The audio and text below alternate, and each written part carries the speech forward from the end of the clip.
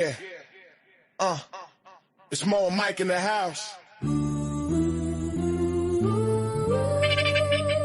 Going hard with the legends. Paying homage, you know.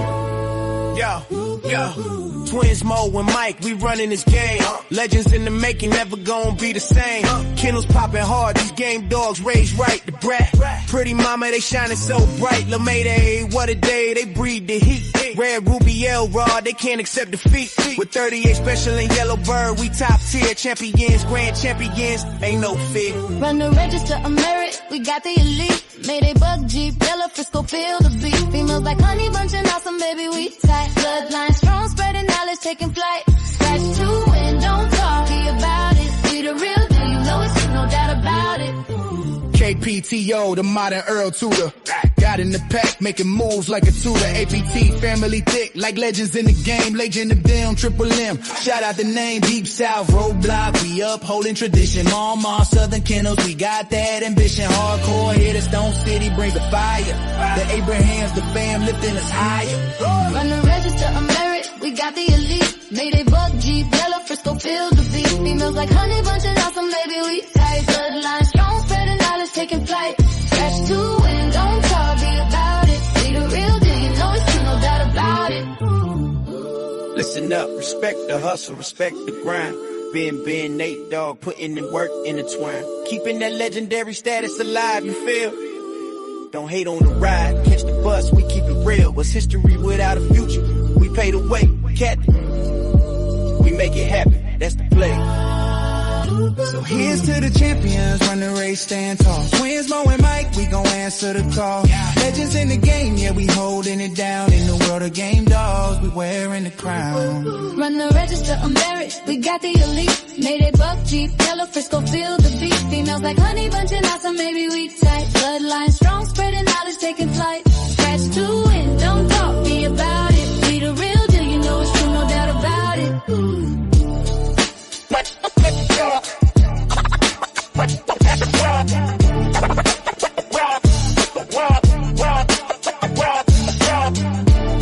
Shout out to Ohio Cash, the man with the plan, Rastaman Boom, Schoolboy, aka the. There's levels to this game. Develop your game. Develop your game. Develop your game. Develop your game. Rob.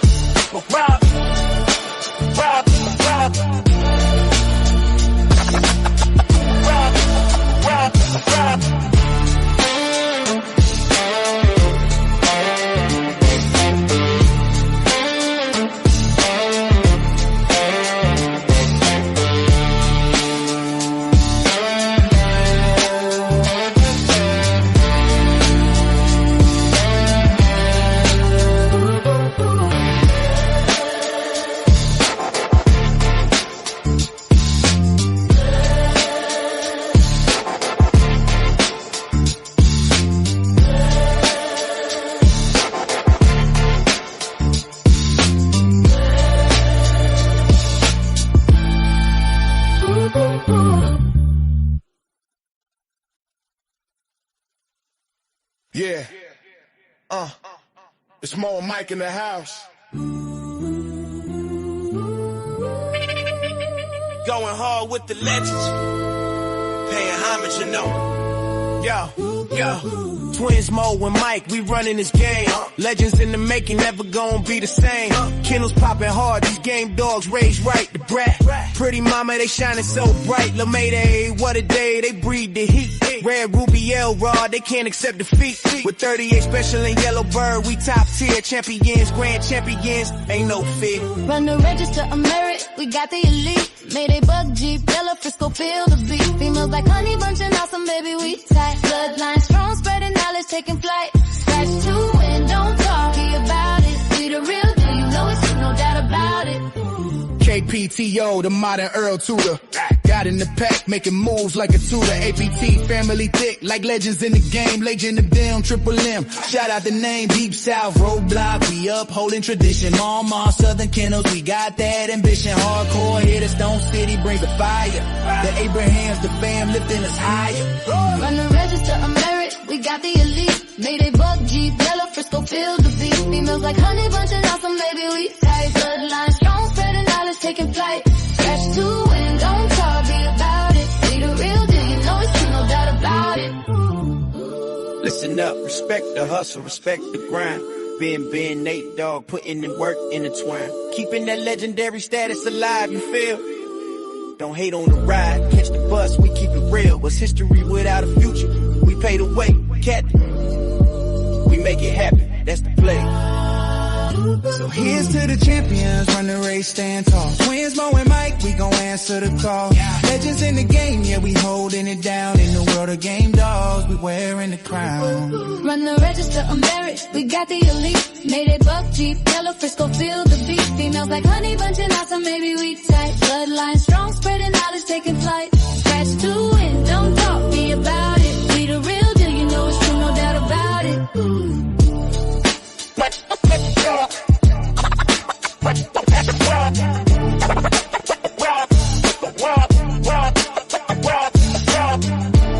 Shout out to Ohio Cash, the man with the plan, Rastaman Boom, schoolboy, aka the. There's levels to this game. Develop your game. Develop your game. Develop your game. Develop your game. Rob, rob, rob, rob. Rob, rob, rob.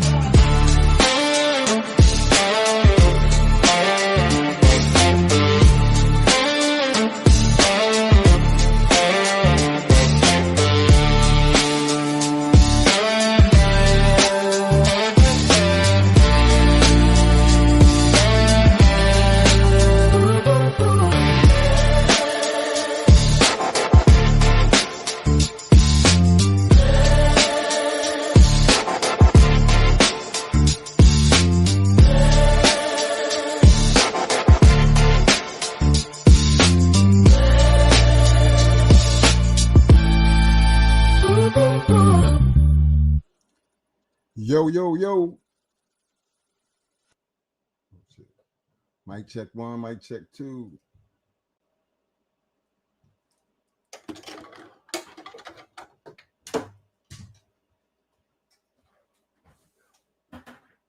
What up? What up? What's up? Let me see here. 1 second.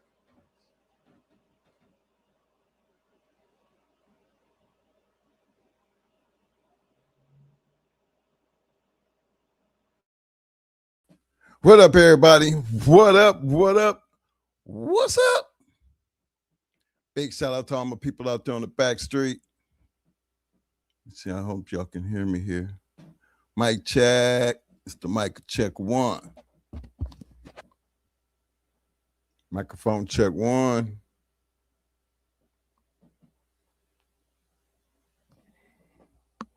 Can I get a mic check 1 2 1 2?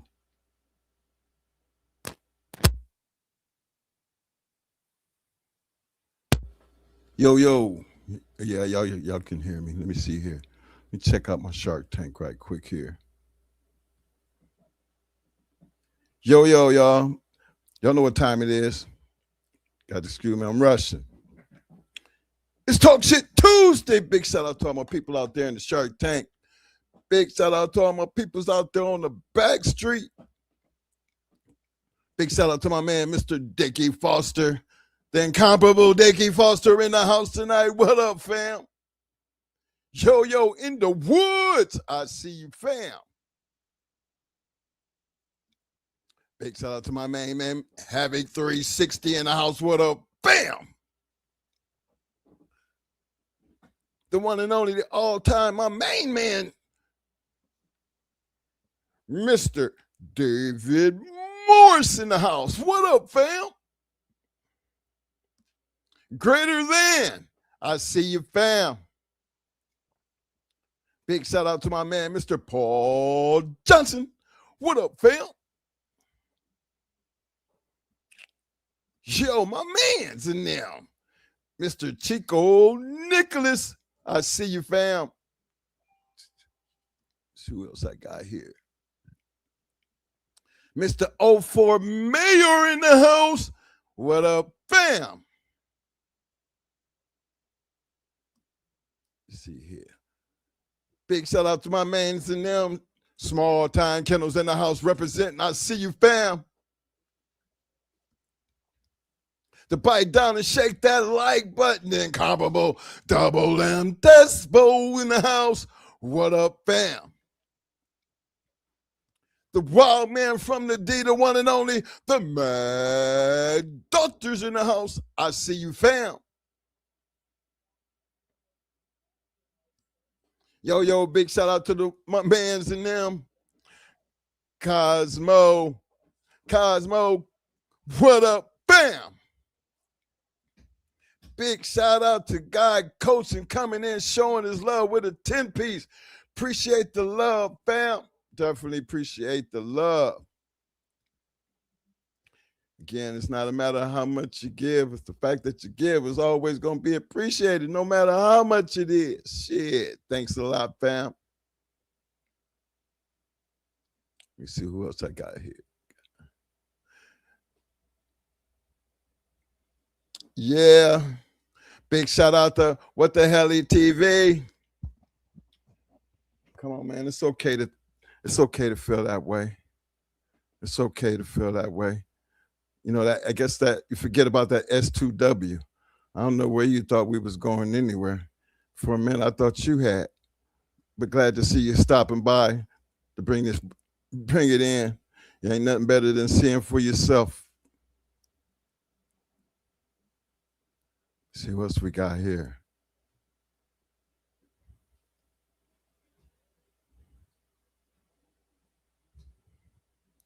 Let me see who else I got here. I want to big shout out to my man, DB3, aka Big Ben. What up, fam?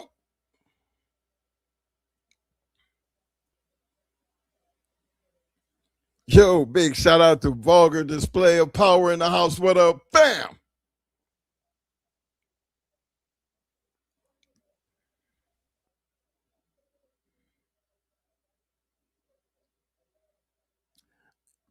All right. Let me see. I just wanted to make sure I got everybody here.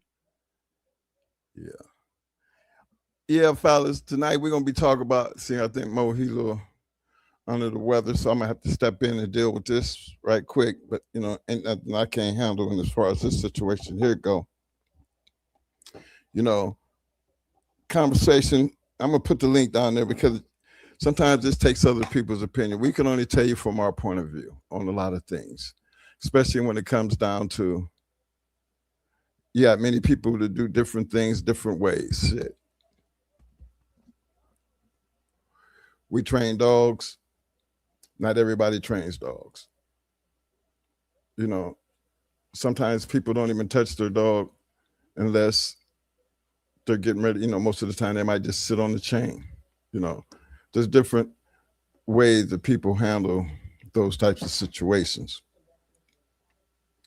But when it comes down to the work part, you got to kind of, just understanding their limits is very important simply because you, the person, is responsible for them. Dogs can't talk like humans can. We get a lot of questions and people, that drop in and they always have a question about the dog's feet hurting, what they're supposed to do. How do you know when it's working too hard? What are some of the signs and things like that? And it's hard to explain in a lot of cases because you're only going to get bits and pieces of what a person's actually done. So to try to keep from feeding into trying to ask a whole bunch of questions, feel like it's time to have that conversation because you can ruin a dog by not understanding the limitations. For us anyway, the limitations are generally set by the dog. we might prepare them to do, even when you're raising them. That's why those walks, spending that time with them, you're just not just taking one off the chain and then jumping right out there doing things. It's something like you have to build on, just like human beings. Just like lifting weights, you can't go in and just think that you're going to knock out 200 pounds unless you're one of them big guys. But little guys like us, it took us a minute to work up to 200. And I'm taking that from the first time you started lifting the weights. The military, we didn't deal with weights. We deal with just straight, raw sit-ups, push-ups, pull-ups to them extreme limits to where your body start aching and it's burning and then it's hurting and you still got to be able to hang on because eventually you're going to stop. Okay, and you do that physical training, PT, and they grade you your very first time. And then from that very first time, they monitor you because you're supposed to do better as this conditioning program or this preparation prepares you because, for us, they had to prepare us for that last, that last grade. In that last grade, you was carrying your full backpack and your rifle and you fixing to go on the crucible. That's where you just going to be humping it 5 straight miles with all that shit.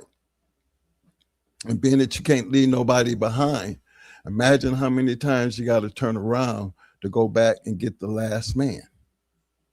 Because you're only going to be as fast as the last man. Dogs work the same way. The thing is, you have to be able to see. See, that last man, he wasn't back there talking about slow down, hold up, y'all.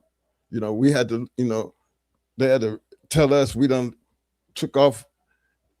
They back there standing and everybody got to turn around because the drilling truck to tell us hey, we got one behind, everybody got to go back. See, dogs can't say, they can't talk to you. So you have to be able to know your dog's limitations when it comes down to getting the work that's going to serve the purpose for that moment, understanding that going in. See, the military understood by that time that you hit that crucible, you have been through enough conditioning and time to physically, that's why it's the last thing, because they know they're fixing to torture you. And to be amazed how many guys find that hard to do, because if you can't pass the crucible, you don't move on. You have to be recycled. But then think about it. They won't let you be recycled because they keep taking everybody back around to give you a chance to keep up. So that means the only way that you don't make it to the end is you have to quit. Literally. Ring the bell. Chuck and say, I can't do it anymore, because that's what they're going to drag out of you. Sometimes in many cases, you don't have to take a dog to that limit, because you can mess a dog up doing too much. What you do, you could put a lot of work in a dog, and then 3 weeks in, you go over your limit. You done pushed it too far. And how can you tell? The dog is straight sluggish. The recovery's not there. He almost looks at the food and he's so tired that he don't even want to eat. They'll lay out on their side and pant and huff and puff, and you looking at them, and the first thing you thinking that you got to revive him. I've seen people put the water on them. I've seen people get them back on their feet, let them stand there, and then take them off for that cool down walk just to see if they can bring them back. And then after stuff like that happen, you fixing to be down 2 to 3 days. Because you have to, when you take them that far, you have to be able to give them a chance to recover. Because if they don't recover and you try to get out there and do the same thing but maybe not as much. You say, well, he'll be all right the next day. Yeah, he might be all right the next day, but you have to pay attention how you looking at that dog that next day, understanding the limits based on what you've seen the day before. Is it worth taking the chance to work them harder? Because remember, every day, the next day is supposed to be a little bit more than what the last day was. And you might not be able to get to what you got the day before, even because you went too far. That shit's important, man. It's so important that I think that's one of the biggest concepts to being a good conditioner, for regardless of whatever you're trying to do, to have an animal at its best pit weight. Condition weight. See, for us in the past, it was always about the condition, the pit weight, being able to be just as strong, for that purpose. I've seen guys ruin their dogs because they didn't really understand the concept of the limits.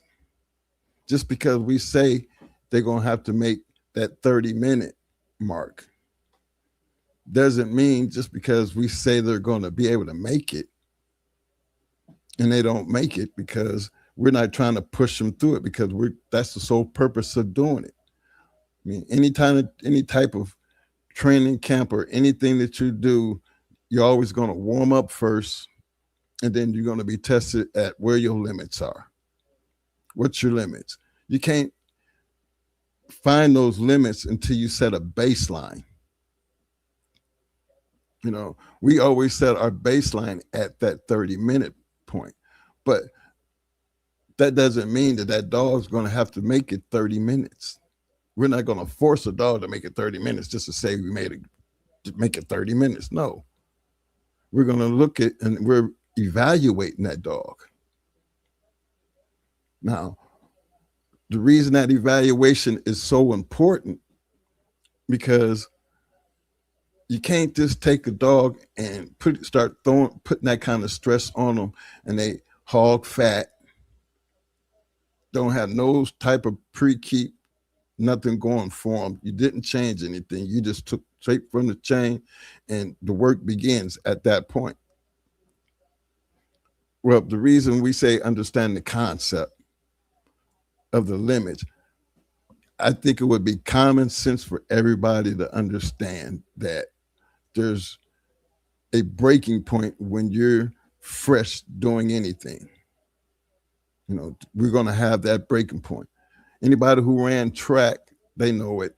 Anybody who wrestled or boxed or played football, pretty much once you got an idea of how it worked, you were preparing yourself before the first practice. The pros got to call it, that pre-camp. Everybody go in, work out, to get ready for the, we sticking them pads on, and we got to get ready to go all out. With the dogs, it's the same way. And we monitor that. When I say we monitor that, I mean, we literally monitor that very first day to where it's documented. You guys heard Mo say this plenty of times.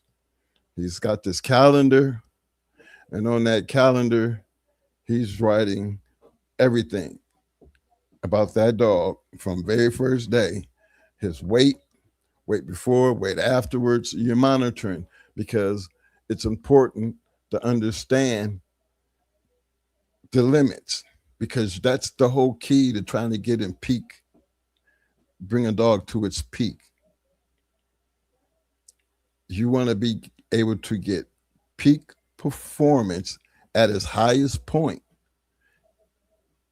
And only way you can get to what that peak performance looks like is always going to be based on what you did to get there and how you got there. The more you do it, the more you'll be able to understand what it looks like. But the first thing you have to do is first be willing to put in the challenge of putting them through the conditioning program to where you understand this happens in stages. So you have to understand that the stage. Like good example, when we train in the dog, right? And you're out there and you're trying to just get the dog to learn how to sit. You know, get something simple. Well, the dog don't know what it means when you just get them for the first time and try to get them to learn how to sit. So there's certain things you got to do so the dog will understand that when he hears that word sit, this is what I want you to do. Now, that's not an easy task either, because one of the worstest things that you can do with a dog that's in training and that early in a training process, being they don't know what sit means, is you get frustrated and you walk away from it. You give up. You say, well, he ain't gonna get it right. And then, you know, you just created another monster because you didn't really train the dog to do what you wanted him to do, and you gave up before the dog did. So that's going to make it that much harder, because all the dog, they just as smart as human beings. They feel like, well, if I don't want to do it, this is what I'm going to do. Make it hard on them. Well, conditioning and understanding the limits pretty much works the same way, but you're not trying to have the dog give up on you. That's why we set that set point at that 30 minutes that first time and see how far that'll go. Always keeping in mind and understanding, gentlemen, that pre-keep is so important to taking on that task. You know, the body got to be right, just like anybody. I mean, I would think that's common sense. But just in case it's not, you have to prepare that body, that animal, for what you're trying to get. Being the conditioning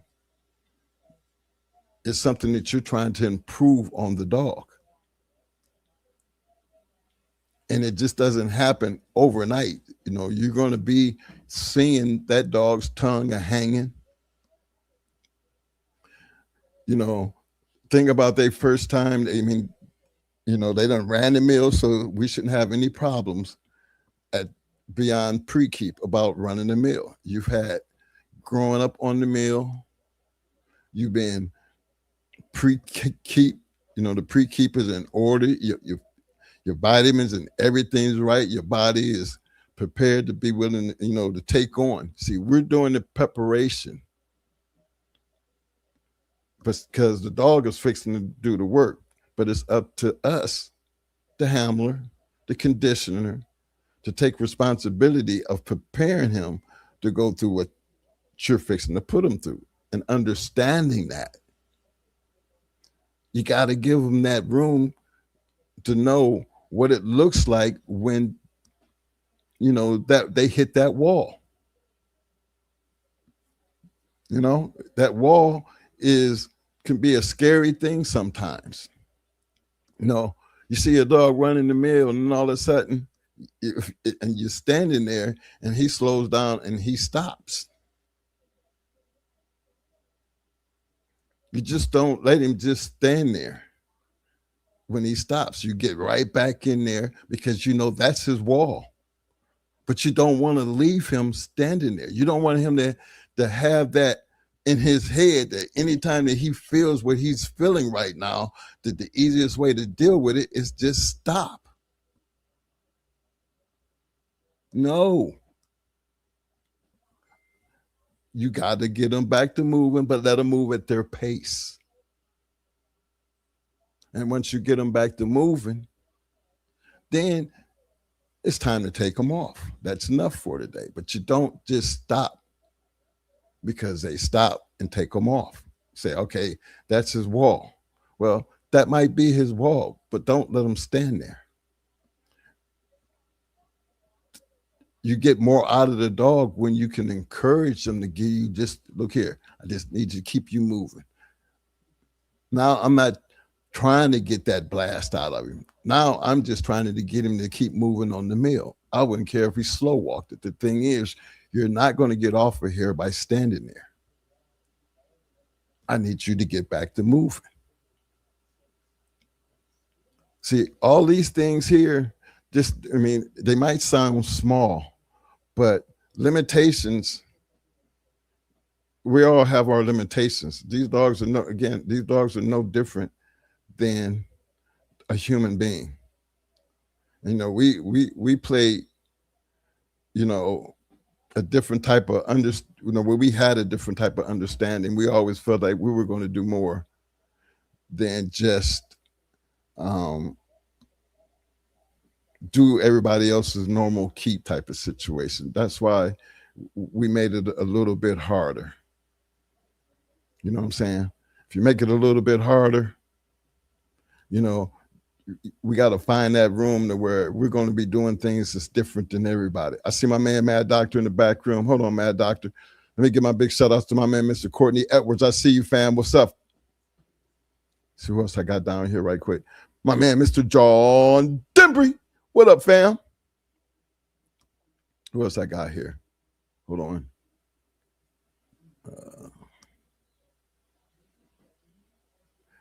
Hooch! Hooch! What up, fam? Big shout out to my man, J-Rock, coming in with a 10-piece showing the love. Appreciate that, fam. Appreciate that, fam. Yo! What up? Constant Trauma Kennels in the house. What up? Bam! Let's see here. Let's see who else I got here.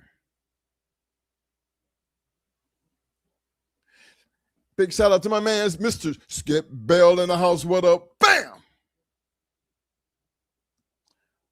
Yo!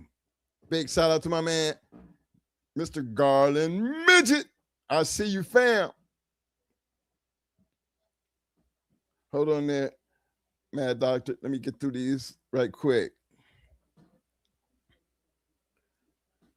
Big shout out to King James in the house. What up, fam? Big shout out to the Rabbit Man. What up? Bam. Oh, I'm going to be mostly quiet. Mad Doctor, what up, fam? I'm just taking my time. Listen, you talking about that good conditioning and stuff, you know? And then, you know, like, well, I was thinking about it when you said, you know, like, to me, if my dog know how to bike, you know, like I love that biking, like around about 1 o'clock until like about 6 or 7. I love biking, you know. But then they had to learn how to pace themselves. And it's just like you said, you cannot break them within their work. You got to let them learn within their work and gradually take them forward. Because you break them down their work, they're gonna know how to break down, you know, in any competition. So mostly all the work that you give your animal, they're supposed to enjoy it. Not to, you know, determinate from them. But see, me, I kept my animals in a pre-keep year round. So it wasn't nothing to, you know, once they learn how to work the way I want them to work, it wasn't nothing to break the weight off of them. They knew what I wanted. They knew what it was when I started breaking it off.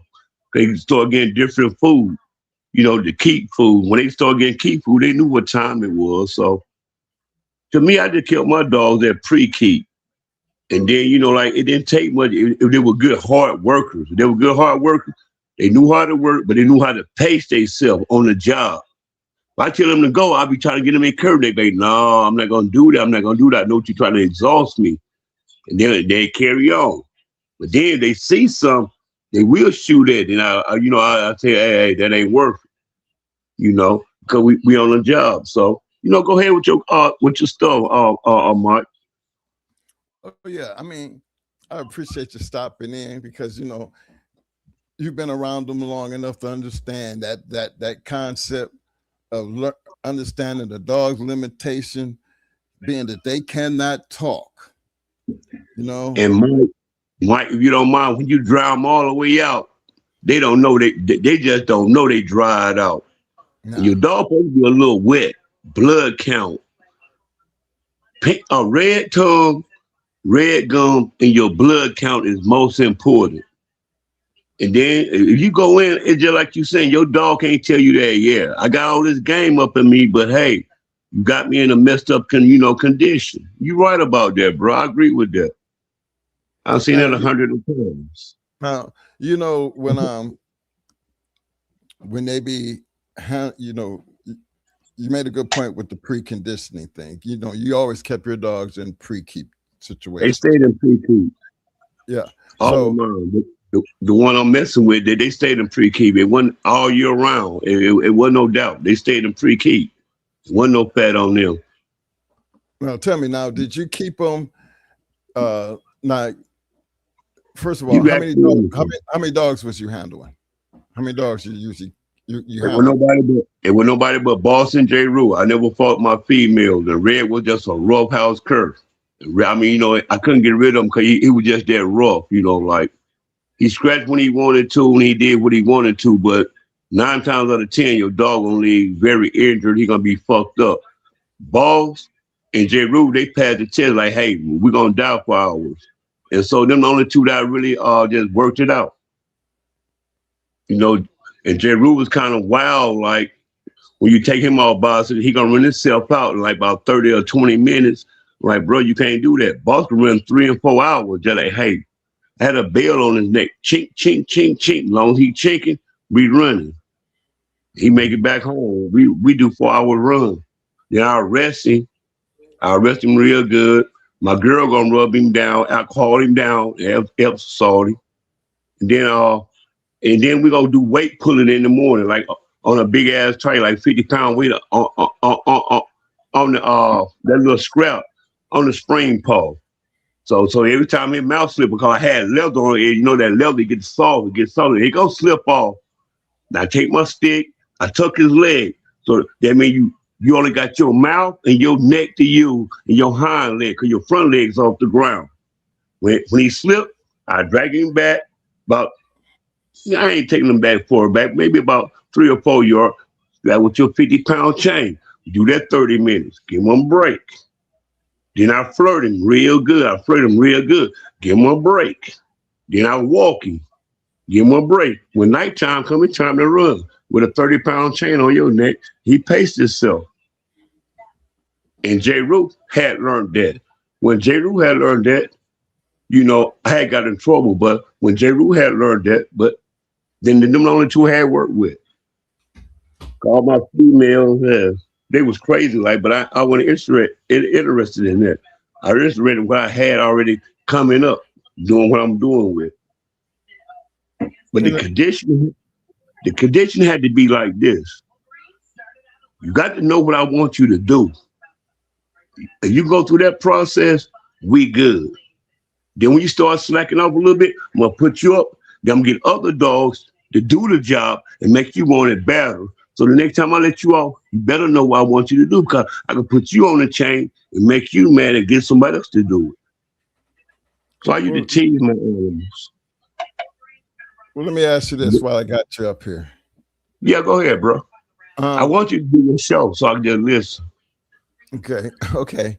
But while I got you, because you have a general idea, and so you know that you're keeping yours in pre-keep, so it's not like, having a yard of 40 dogs, that process that you do with 2 dogs, we have to do every day with an amount of 40 dogs. So you basically break it up over that time. You got to realize this too. I was in the city, but y'all had land. I'm in the city. Man, I'm lucky to have 7 on my yard, We never kept that many dogs, just only the ones. Just here, bro, in Detroit, only the ones you're going to keep is the ones you're going to make the count, man. So, but the conditioning part, I had a cousin. He conditioned all chicken, cabbage, greens, and whatever kind of steroid they use. Had another cousin.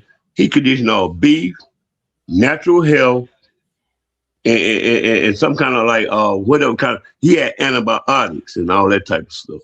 They never would tell me. I keep all fat Bill keep. I ain't give a shit. And the only meat I fed was like Simon's. I had to go buy cases of fish meat. But then when I started feeding them that, they knew what time it was. They worked hard, and then like I ain't had to work them that hard because they was already strong. They was already in pre-keep. So I'm not trying to over you. So long you using the power when I get you at your weight, long you use that power like about 2 or 3 weeks and you still strong, you can take a whole week off. But then you had to watch the weight. So it's a balance, man. It's hard, bro. It was hard. Man, look, even when you had all those dogs, and remember they had the big change, they had all the moving parts as far as we could get them moved. Right. The feed never changed on a daily basis until you had those ones that say, okay, now this one here is going into a pre-keep. And Mike, please understand me. And I'm laughing, bro. They understood it. Oh, damn, we get different feed. We get different feed. Now I knew what time this is. Oh, the dog knew. The dog knew. Yeah. See, you see, I'm glad you said that because that's exactly what I was finna work up on. Remember, the feed didn't change until pre-keep, fellas. Feed does not change until pre-keep. You don't get no special food till I get ready. Oh, okay. Exactly. There's no special food.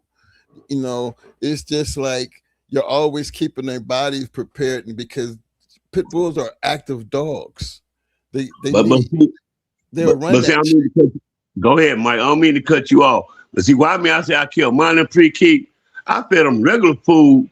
Like say, if I'm taking boss in at 56, he gonna stay 64. Just regularly, all regular food. But when he start getting that special feed, he know what time it is. So that means I ain't got to break them about 64 to 56, with it about 6 or 7, 8 pounds. Mm-hmm. Then J. Rue, he was like a 35. He stayed at about 43. When I break him down, it wasn't that much to break off on. But now I'm putting the regular feed, the real food on. You still strong the way you was.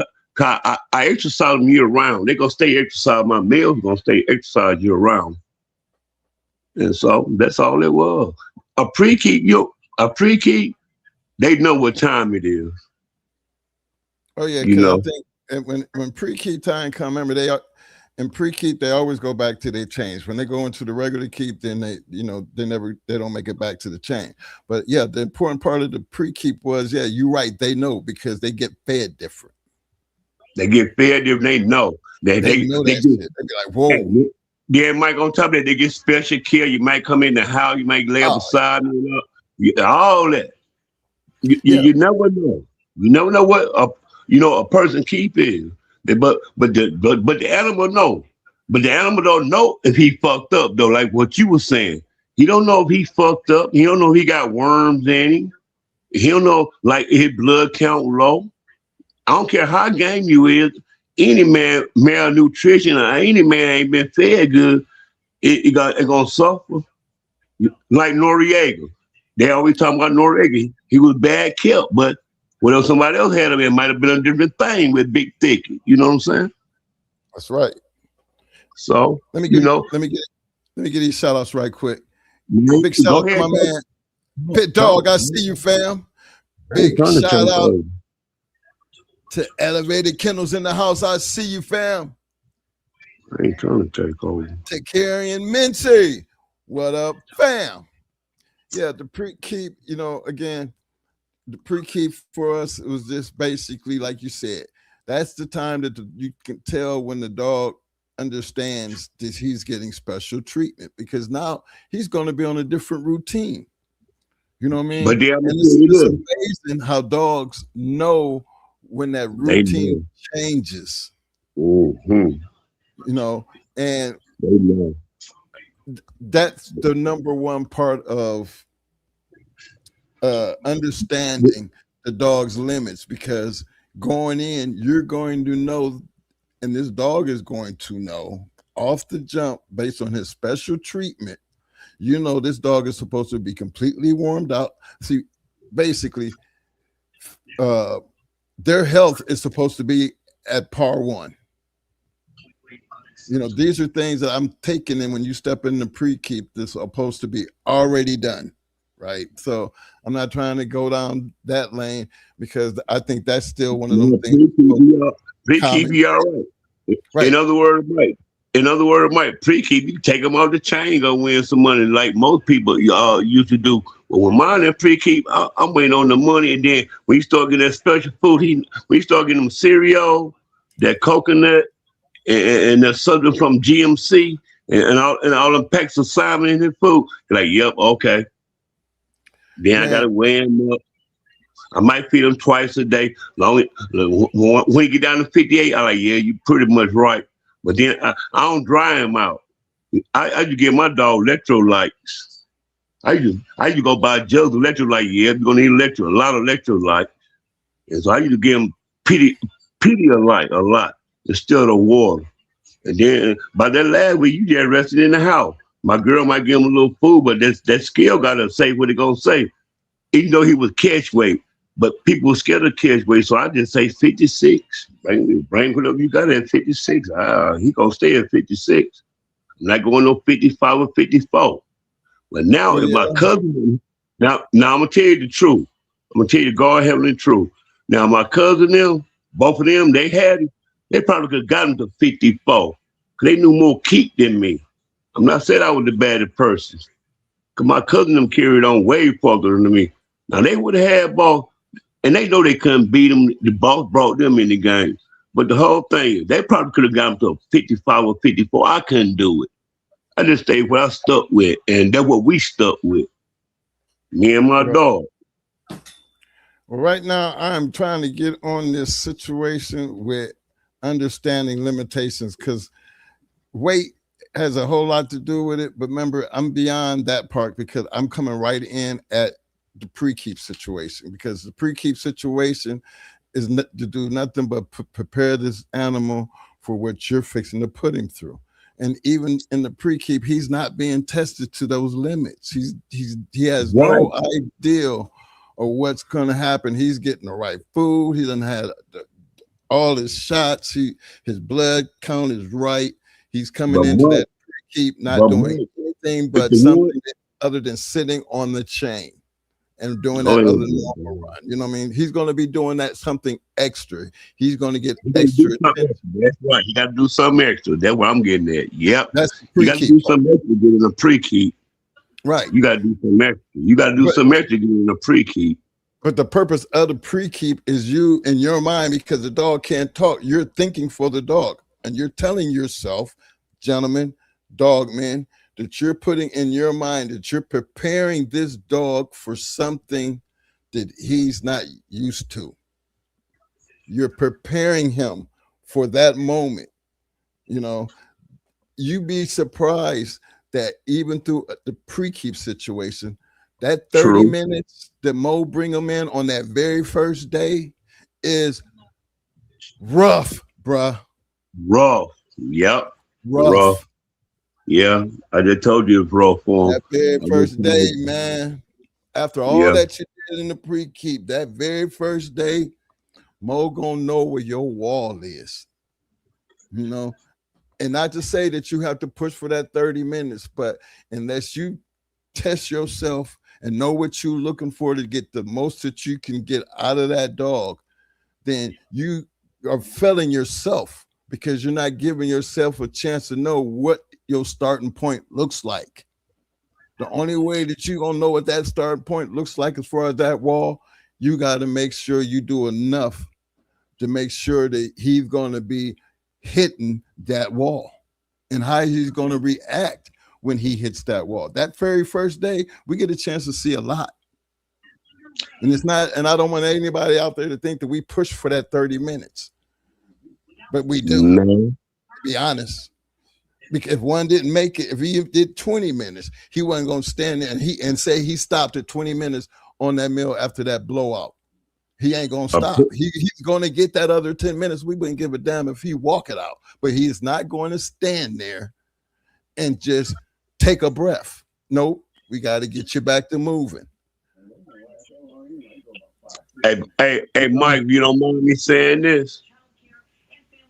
Hey, my pre-keep, they already knew. So, like, them 20 and 30 minutes, they done been through this. So, my pre-keep was, when I started feeding them, they know they finna go like, hey, they just knew, hey, this something I'm used to.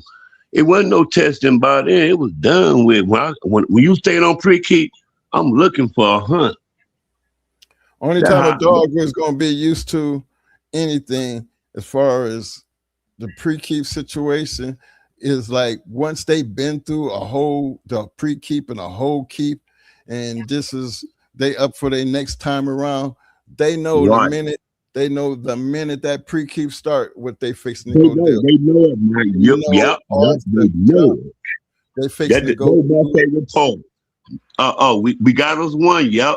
Oh, we got one. Start wagging their tails so hard. Yeah, I'm getting this special food. Yeah, we got us one. Yep. They getting that special attention.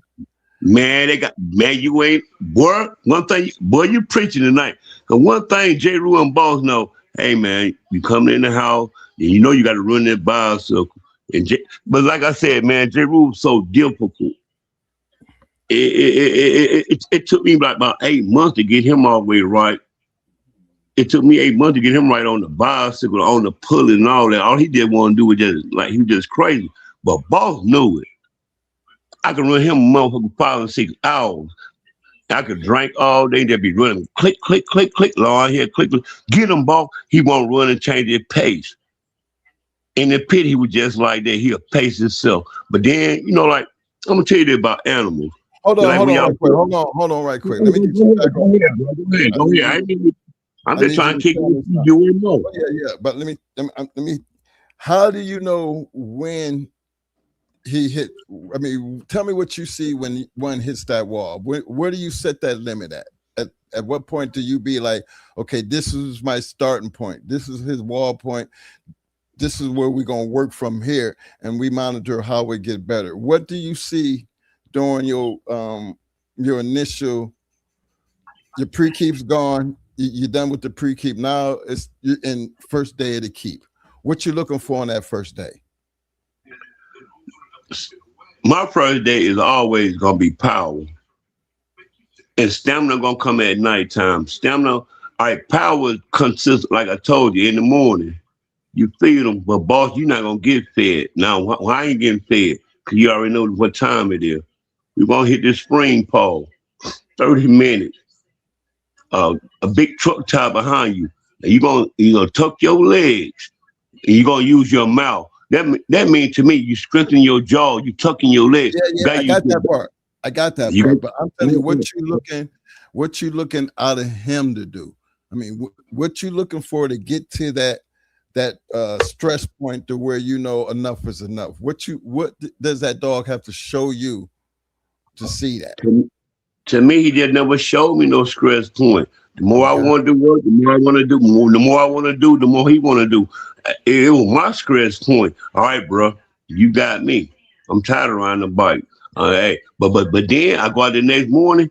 I'm ready to go. He's ready to go. It wasn't no stress point. Okay, but see, that's where me and we're gonna learn to disagree on that one. And all right, then. Hold on. Ain't no problem. Because again, I understand your point. Because if you've never seen it, then not everybody. I can't leave the audience out there thinking that you have to see it. Because if you don't see it, how you know where you're working from? Period. There's no such thing as I can't see it. Hold on. Wait a minute. We talking about conditioning, right? Hold on. I'm trying not to mute you. We're talking about conditioning. No, we're not talking about conditioning. We're talking about being able to see and understand a dog's limits. Yeah, I know what you're talking about. Oh man, their limits. Yeah, bro. Many people ruin their dogs. Yeah. Now I know what you're saying, bro. For him to get some feed, He going to show me some stress points. Oh my goodness. Oh, bro, I know what you're talking about now. Nah, that's what we're on tonight, though. For real, for real. Yeah. I get a lot of, we hear a lot of people. Hey, before he got that special feed, he had to show who he was. I ain't gonna tell you no lie, bro. I mean, it wasn't nice, but they ain't take them but twice. They ain't take them but twice to see his threshold. Chest busted all up. I mean, ate him up as a pup. And then the person I bought him from, I said, man, now you see what I'm doing with mine, and the person that brought me in the game. Let me show y'all the difference. The puppy I bought the dog from, go back to original about her, but I ain't getting into that. But the person who brought me into the game, he knew the guy. He said, man, you let him do that to a 9-month-old pup? Yeah, I'm doing this. Man, the man brought me so much penicillin back. He said, man, you start shooting him up now. I said, why? I said, no. About, man, and then the next time, it was just the same thing. And so after then, I'm like, dang, baby, you all right. Because after that his chest got busted the bad way he did, I ain't give no fuck. He was them all. Now let's go for it. Now we working out. Okay. Put him down one more time. That's it. After that, we start going for money. Okay, it was just over. I feel you, but I'm going to be on this other thing right quick. So forgive me if I mute you for a minute. Because go ahead, bro. Okay. Now, fellas, in the process of what I'm trying to get the point across here, understanding your dog limits, right? Understanding what you're trying to get and being able to get there without ruining the dog. Okay. Now I'm going to turn this over to Mo and let him work that shit from here.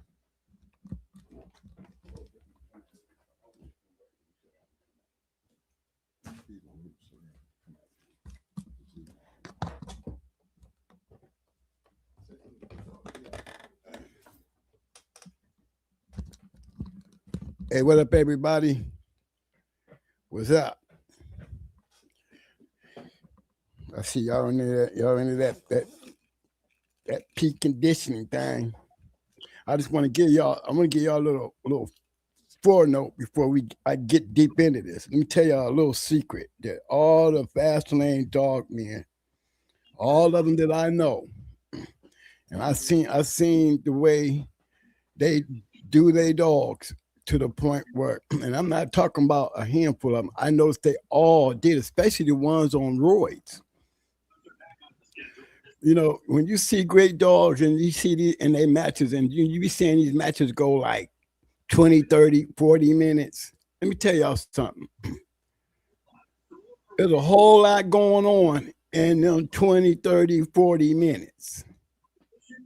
You be like, damn, he didn't even last 40 minutes. I'm gonna tell you why they don't be lasting 40 minutes. Because these dogs, it's like who can get their dog ahead faster? Who can put the dog in a disadvantage the quickest? You know, I might have a fast mouth. I might be rough as hell. I might be strong as hell. If I come out with a fast pace, you might not be good as me, but you know, your pace and your talent gives you the ability to stay up there with me. You know, but the thing that's gonna start creeping in, what starts creeping in, y'all, is when you pushing your dog and your opponent's dog is trying to stay there with you. This is where you see the difference, because those dogs start slowly sinking.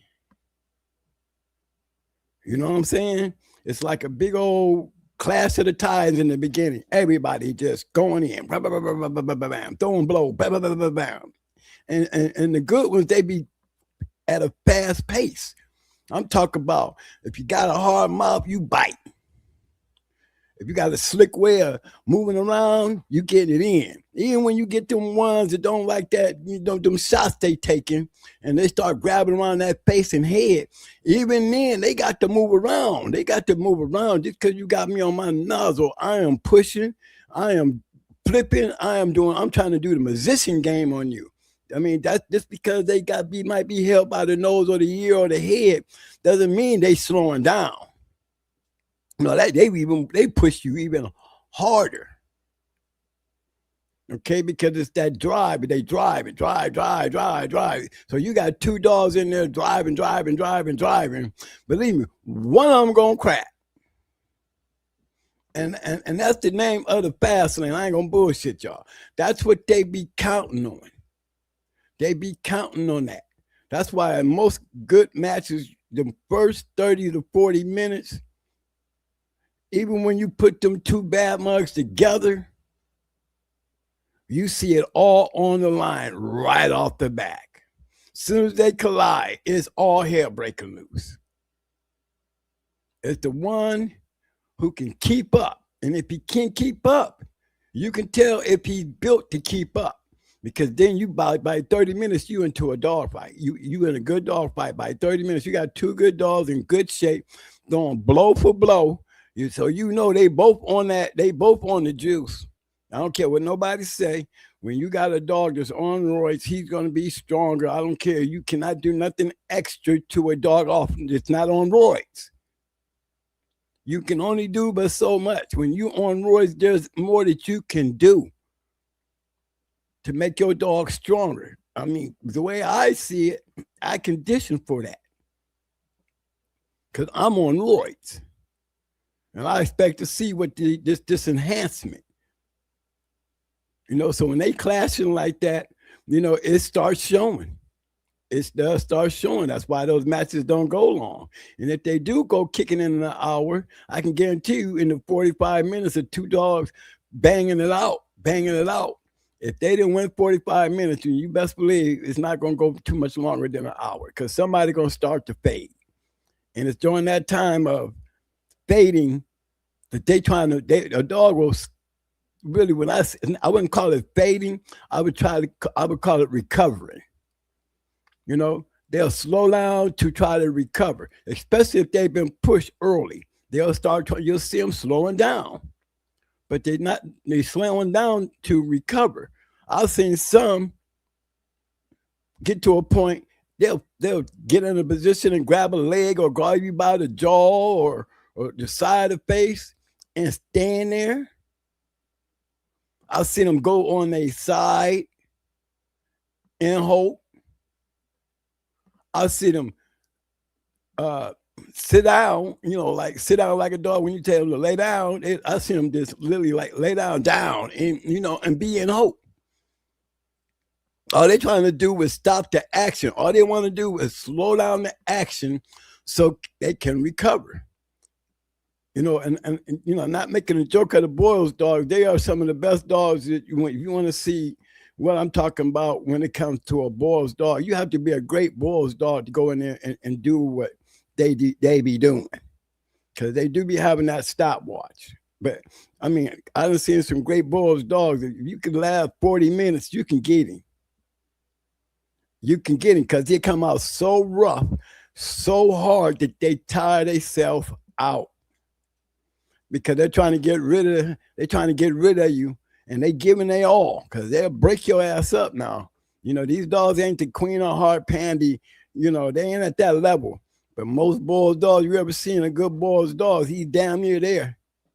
When he first come out there, you can be expected to get wrecked. It's usually in them later rounds when all that gas run out is when you start seeing that, now all of a sudden the bottom dog is coming to the top. Because they don't like the rest. They put so much out there, that their recovery on the rest tip is, if they don't break it down, most of the good dogs, they come back and win because they don't never let the dogs recover. So, to me, the most important part of any match is those first 30 minutes. The first 30 minutes can tell you a lot. You're gonna know if you're going an hour.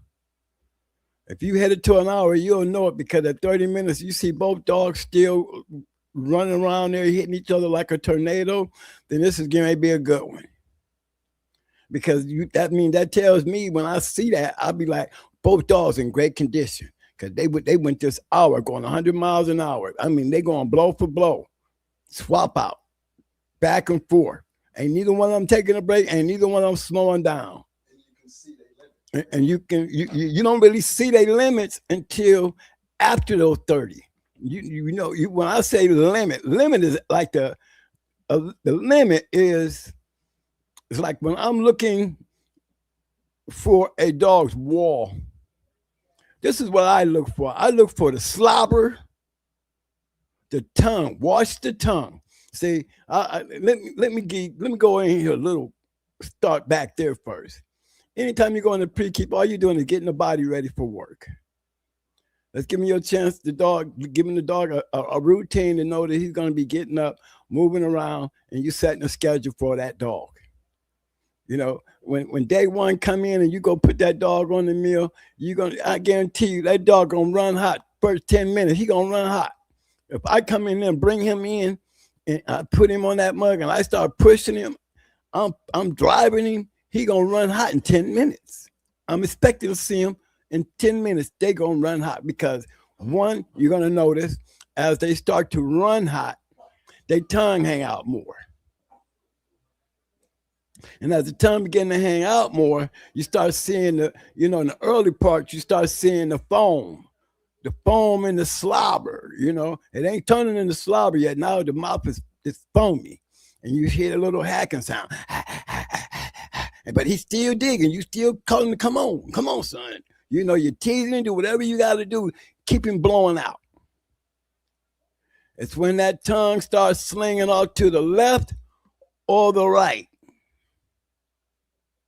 When it starts moving around to the left or the right, you know what I'm saying? Because you passed the curve point. When the tongue started hanging, then the next thing you know, the tongue start curling up. It ain't long no more. Now it's like settled in, and that front of it's curled up, and you still got all that foam and slobber. That's you're right there at the wall. The wall is when you see that mug start going off to the left or right of the mouth. Because I can guarantee you when that tongue starts going off to the left or the right, watch his pace, watch his feet. Watch their pace, watch their feet. Because bad as you might be wanting to push him, the dog is, you can keep on trying to push him. He's not going to be able to hold it. And I'm telling you, this is when I first start out. I know it's not going to look pretty. But most of them that I've ever started out with, they start out at 10 minutes. I done seen some blow hot at 6 minutes. 5 minutes. The key is mark it. As soon as you see it, I ain't talking about, wait till the tongue curl. You're getting there. You're getting there, but maximum, I'm trying to tell you, the tongue is going to be hanging off to the left or the right of the mouth. He's going to be real wet around the face. You look at your meal, your meal going to be soaking wet with slobber. Then all of a sudden you just step away from him. Literally step away from him. If you were messing with him on the front and pushing, just step off to the side. Step off to the side, walk around behind him, kind of run your hand back, cross his back as you crawl past the meal to go behind him. Put your hand on him and rub him across. Yeah, that's a boy. And you're going to see he's going to automatically, because you're not driving him no more, he's going to be looking real terrible. Some of them even start stumbling. Okay, they even start stumbling. Mark that time. Now, don't stop pushing him and let him do everything from this point on his own. Don't push him. If you want to keep running, let him run. If you want to start trotting, let him trot. If you want to break it all the way down to walking, let him walk. And just mark the time. Remember what he looked like at that point. Now, you leave him up there and let him work that shit out. I don't be taking, you know, you hear some guys say they bring them up to that point, they stop and take them off and take them for a walk and then bring them back. I don't never take them off. I leave his ass right there. I leave him right there. Let them figure this out on their own. You can, I'm not gonna push you. I ain't gonna do anything. I'm just sitting there observing how long it's gonna take him to catch his breath, to recover, get your feet back under you, start looking normal. You know, when they get to that maximum peak, you know, that maximum stress, they start tilting and you know what I'm saying? The panting is getting harder. The tongue is obstruction when it's curled all up. So then the tongue is getting in the way. Now they got to start flapping it out to the left or the right to get the air down their throat. You have to mark this. I'm not talking about, when I say mark, I'm talking about literally with a piece of paper in your hand. And I'll mark that. That dog run hotter in 10 minutes. It might take me 15 minutes to see that dog come back out of that. 15 minutes. Now, the key is, can I get him to give me that push one more time? Okay, I'm already in 25 minutes. I pushed him for 10, got maximum stress out of him in 10 minutes. Mark. It took me 15 minutes. 15 minutes. That's 15 minutes. That's 25 minutes right there. All I'm asking him for is another 5 minutes. You get yourself together. I'm going to push him. Let's go, son. Yes. And look how long I'm pushing him. I got but 5 minutes to push. I'm going to be spending that time to get him fired up one more time. You know what I'm saying? To get that mug in. Come on, we going right back to work because he didn't recover. And he should be able to go right back. If it tell me I'm going to take the whole goddamn 30 minutes, 10 minutes and another down 20 minutes of literally cooling down to where they even want to put the work in. You might be pushing him all day and you ain't going to get but so much out of him. Pay attention to that. He's not going to automatically just zoom back out there because he didn't got his wind back. He might need some recovery times. You know, you got to know when to bring him back. If you can't get him back to that push that he started off on, then he is not recovered yet. If he can't pick up the pace, I mean, almost just as fast as he was when he first started, then he's not recovered yet. A recovery is when he got his feet back under him. He got his breathing back under him. He's not still doing that. He's not doing none of that no more. You want him to have a even breath, you know, back to evenly breathing. You know what I'm saying? Yeah, I see some good ass names up there. Yeah, but you would want to get them back to breathing. And you'll know the difference because you'll see that their heart rate and their breathing rate goes down. Where you at?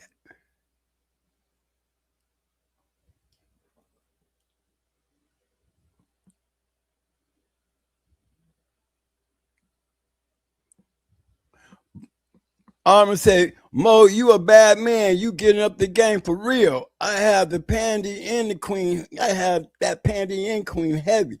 Look, if anybody should be up here doing this, it should be you, Armin. Shit. You know exactly what I'm talking about. You know, you can be jumped right on in here in your 2 cents just as much because you know what I'm talking about. These are fast lane guys. They have great dogs. This was a key that everybody kept a secret to. It was literally one of them things that we call secrets. It was really most great dog men who was really fast lane guys knew about maximum stress. They did. They want guys to run their dogs on the mill and take them off and walk a little bit, come on back in and throw them back up there. Yeah, they love to hear that shit. They love to hear that. Because what they be looking for when they come in there against you is to force you to fight day pace. If you ain't been fighting, you ain't been working on day pace, you're going to be at a real quick disadvantage. Real quick. Because really in the fast lane, when I'm talking about dogs like Queen and Pandy, you know, I mean, even Brat, you know, and what are they? These dogs can go in there and finish you real quick. But let me tell you why they was able to go in there and do these things.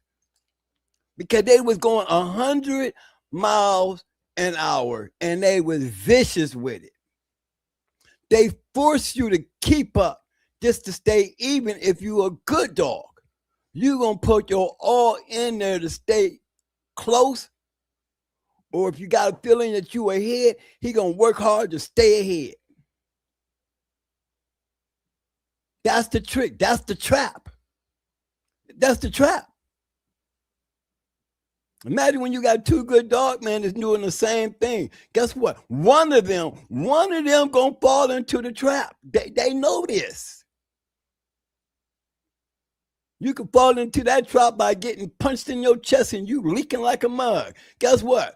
All that work is slowly going out the door because there's a whole lot of oxygen coming out of that hole there. You might get a bleeder on the leg. Guess what, boy? A whole lot of oxygen leaking there.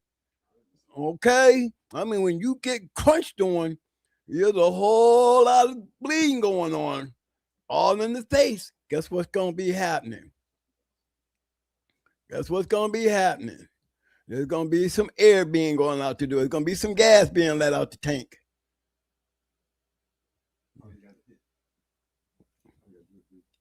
Read what? John Johnson. Oh, okay. John Johnson said, you must keep notes and make adjustments accordingly. And very true. That's why I say you got to have that piece of paper. You got to have that piece of paper. Me, I had a calendar, but I did carry a piece of paper so I'm close to my dog. I can see things and do things, you know, because I'm a firm believer in, you know, when I come in from day one, I got weights on my dog. I got 15 pounds on his ass. He got a 5-pound collar on and a 15-pound weight, 10-pound weight harness. And this is from day one. Every day. I'm talking about when we got the days that we go out and pull the sled, he on them weights. He pulling weights, but still on them weights. I go out there and want to get on the bike and run, guess what? He on them weights. If I just want to walk down the damn street, when he get up and go take a piss and shit, guess what? He's on those weights. As soon as he get ready to come into that work, that down weight, that weight harness goes on his body. The collar stays on his neck. He sleeps with that. I don't take it off. Never take the neck collar off. The weight collar. I leave that on the whole damn time. And then I put that other weight on, and then I'll run them. And believe me, guess what's going to happen every day? Every day, what you're looking for is a change from yesterday.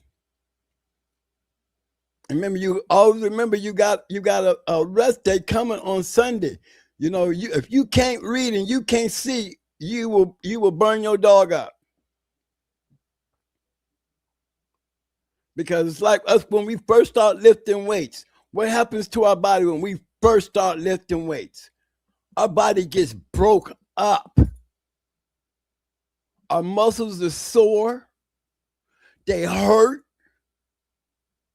Aching. Everything feel heavy on you. The same thing it do to you, it does to a dog. Expectation might have been, look, it took him 10 minutes on day one. He might be done 5 minutes day two because he's sore. His body been stressed, been pushed. You take what you see. You have to know your dog's maximum. You got to know what it looks like when that tongue start going out to the left or the right. And he might have a little stumble in his step. He might have real heavy, rapid breathing. He is at maximum stress. Stay to it. first 14 days, it ain't gonna never look pretty. But if you keep doing it, you keep marketing, yeah, you might not get the same thing the first 4 days. It might be looking bad for you the first 4 days. Sometimes the first 5 days. You know, that Saturday be his last day, you know, where you talking about, you know, we done been doing this 5 days. Now we on Saturday, number 6 day. It starts coming together. Because I can guarantee you, the first time he did, that's the first time out that he did it. He went 10 minutes and ran hot. The next time he did it, the next day, he ran 6 minutes and ran hot. The next day, he might come right back in there and struggle and still run that 6 minutes and ran hot. But I can guarantee you, day four, you're going to see a change. Because all that food you giving him, all that daily rest that he was getting, all that should start kicking in. Remember, all that stuff was brand new. But the feed didn't change. The rest didn't change. You just got to give him a chance to go through the periods of his body being tore down. You tearing his body down. You know, by the time you get to you know, your first week of a keep, you're going to see a better dog. You're going to see a better dog. I guarantee you when you get in there, he might go 15 minutes and blow. But this time, he's not taking a whole nother 15 to cool off. Now he done blew it at 15, but guess what? He's cooling down in 10 when it usually took it was 15. You might get a 15 blowout, 15 cool off. But the numbers start changing the more you keep doing it. I'm talking about every day you push for that 30 minutes. Every day. I can guarantee you going into week 2, you'll be able to push that dog up to 45 minutes because guess what you're going to start noticing? You're going to start noticing that wall start moving. If he started 10 minutes, now you're going to be noticing him hitting the wall maybe at 15. But even when he's hitting the wall, guess what you're going to be starting to see? You ain't going to be seeing all that foam magic. Like he's getting ready to shave. You ain't going to see that. It starts going away. Now when he start blowing hot, he blowing straight slobbered water, like slobber water. You're not going to get the foam. So that in itself, it increases the recovery. You know, you might see a stronger tongue, you know, where he probably was running and he always, you know, that tongue would flip over and you know he had maximum stress. But then you'll notice you'll see him suck that mug up. You'll see him suck it up and act like he's drinking off that tongue. And be still running. Still running. And he's in a recovery mode. In that time period, he's in recovery mode. Going into week 3, if you're doing this the right way, and you got to remember all the chemicals that you was giving your dog, you know what I'm saying? By week 3, I'm already increasing the work up to 45 minutes. I haven't been adding 5 the whole time to up to 45 because I'm in week 3. Ain't no more soreness. Ain't no more pain. You should know what your dog's maximum stress is and how long is it taking him to recover in these first 30 minutes that I want to push. See, my goal is to push for a whole 30 minutes with no breaks, no maximum stress. Dig. I don't want to see no tongue hanging. I don't want one hanging on to the left or the right. When you pushing him and you doing it and you seeing it and you giving him all the right rest, all the right feed, all the muscle shit, the muscles and the lactate acid, all that's going away. His body's getting used to the breakdown because the chemicals are working. Got them roids starting to work in and kick in. Them dogs recover. They recover. If you ain't never done it, believe me, If you ain't never done it, pay attention to what I'm saying. Pay attention to what I'm saying. If you have never done it, try it. Guarantee you going into week 3 and 4, you're going to see a totally different dog. Armin, tell him. You should be able to come up that meal week 4 at 30 minutes. I'm talking about zinging that mug. I'm talking about do whatever it takes for you to push the dog to the max. He's not going to even have a maximum stress in 30. You better take that dog out the meal and that mug standing there looking at you. Maybe a couple. But look at his body. Look at his body. He's been doing it for 4 damn weeks, y'all. What the hell you expect? If you're doing it the right way, you're building, and you're letting the dog build. You got to mark his maximum stress and mark his recovery. You should be able to go back and look at your homework, look at your work. Day 1, he was doing this. You should be able to look on that shit knowing when you first start off how bad he was looking because he never done it before. But as his body continued to get going through that type of stress, the body automatically repairs itself, especially if you feed him the right shit, you're giving him the right shit, and you're resting him the right way. On Sundays, I do nothing. Saturdays, I'm going to get mine. Monday through Saturdays, I'm getting it in. Saturday's going to always be my hardest day because Saturday's go day. And Sunday's always going to be a rest day. Because on Sunday, on the Sunday after the show, this is what it takes. He's used to laying there. He's used to being sore. He's used to being tired. He ain't got to worry about nobody taking, throwing him on there. He's got a whole day of rest. He gonna need that rest after show night too. It's like you're making the whole thing a pattern. Remember, dog training is a pattern, and how consistent you are in your training is on how good your dog is going to be. So think about that when you're training your dog in conditioning. The body's going to adapt if you give it all the things to adapt on. Your dog don't want to run the mill. And guess what? He don't want to give you his all. I'm grabbing the electric mill. I guarantee you'll give it to me then. Shit. If you run that mill, you get on that electric mill. Me and you going at it. And Lord knows, for those who don't want to do either one, they got a new thing called e-bike. You know what I mean? Because the dog you can't ride a bike fast as you want a dog to run. An e-bike, you can. But you cannot ride a bike as fast as you need a dog to go out there and blow him out.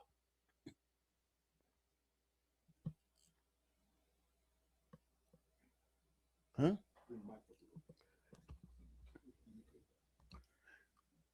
Armin said, okay, hold on.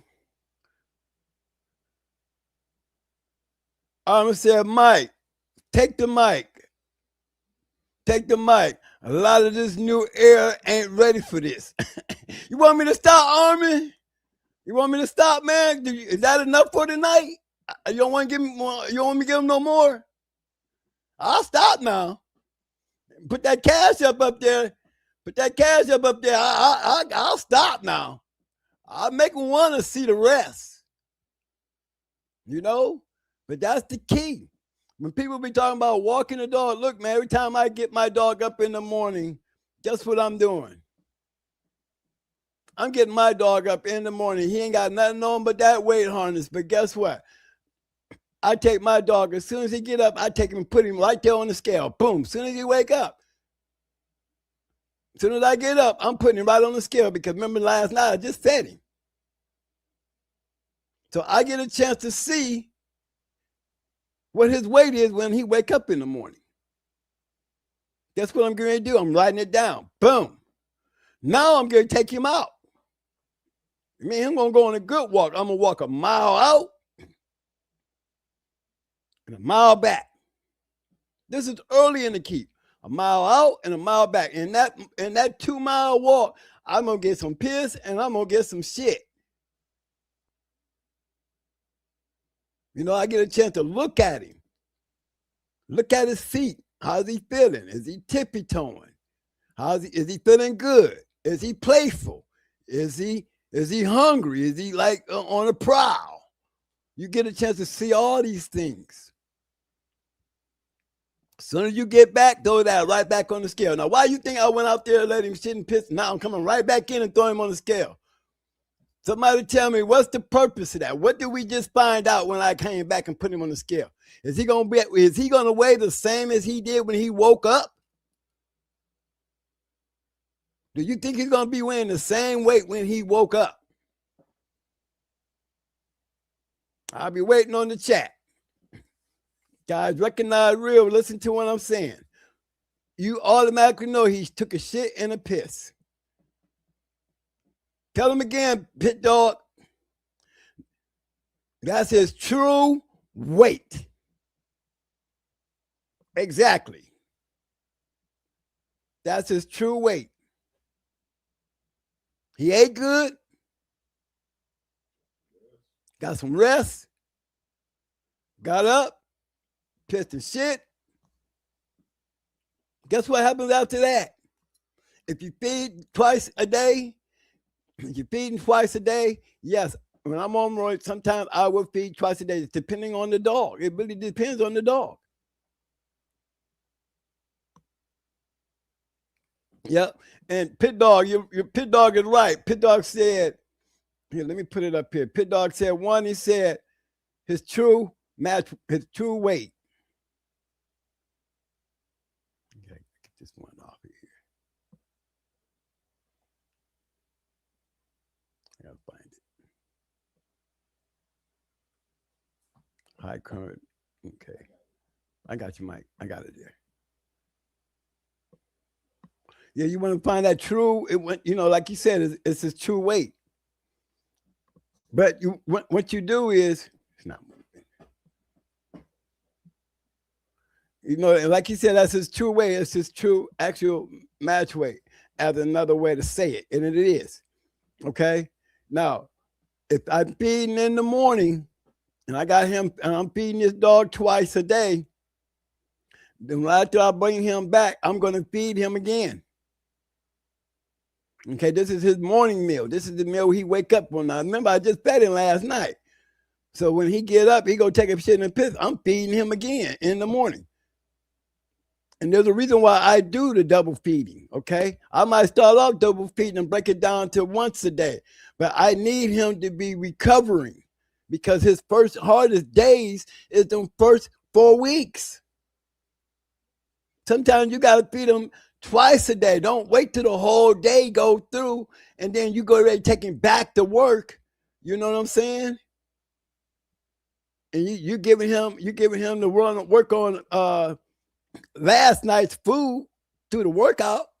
Sometimes they need a little help. You got to give them some food in the morning and let them rest through the day on that food.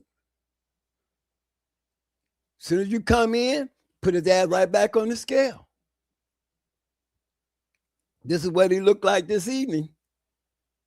Take him out, take him back on that same old walk. Let him shit and piss, bring him back, put him on that scale. This is before he even started his work. You're going to see a change. He's going to piss and shit. He's going to piss and shit. And when you're doing it twice a day, they will piss and shit twice a day.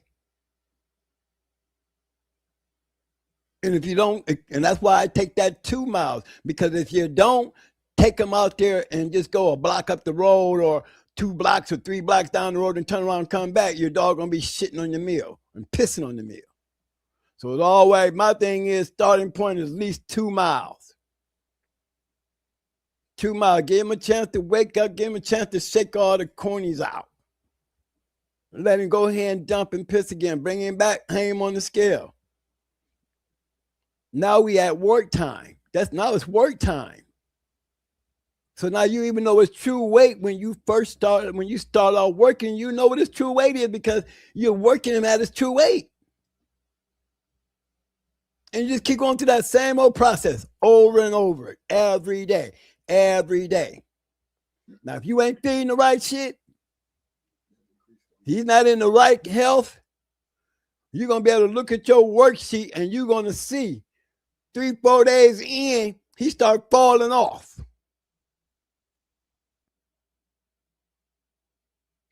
You ain't getting no improvement.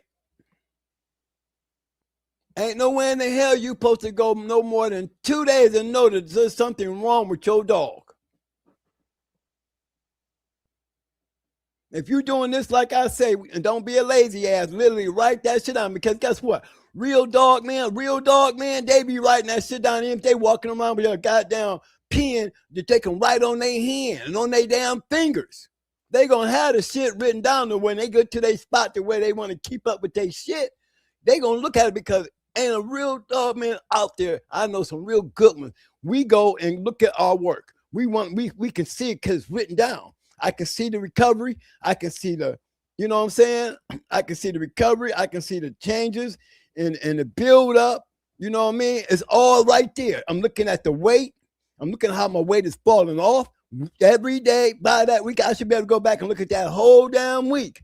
And damn near tell you by looking at the dog and his weight and what he's weighing when he wake up in the morning, when he comes back, when he goes out before he goes to work, when he comes back. I can damn near tell you how much this dog is losing.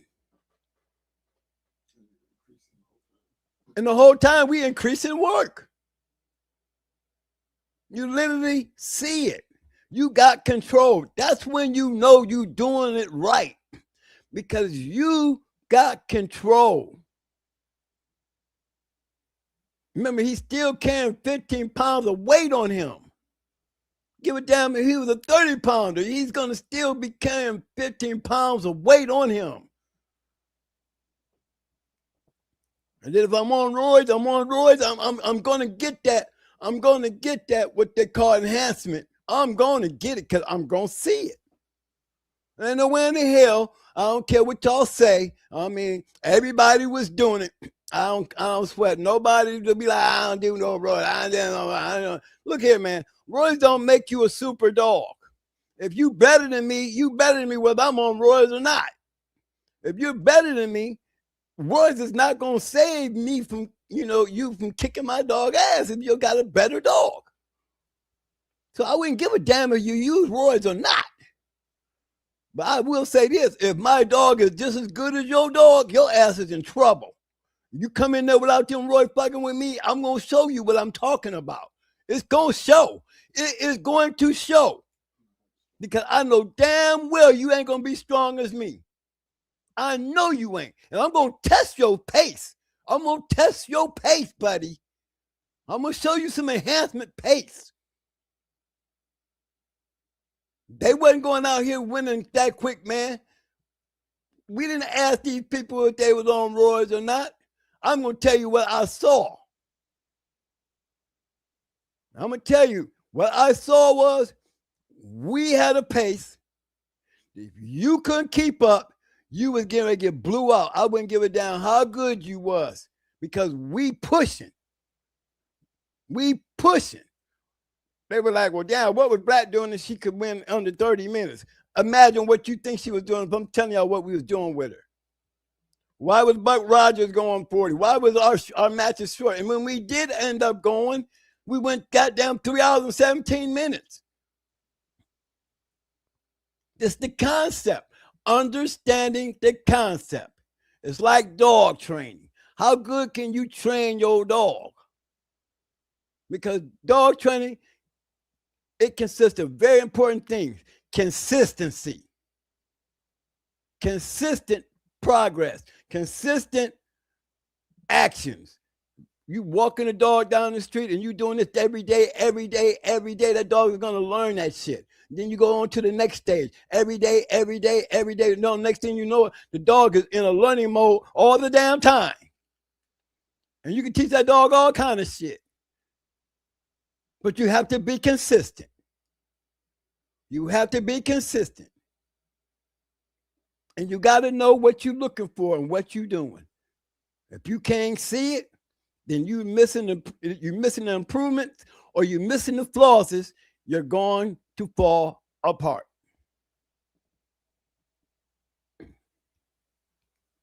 No, I don't want to get too deep. I see I see my old doggies in here. Like, I see my old doggies in here. I don't see no eyeballs yet.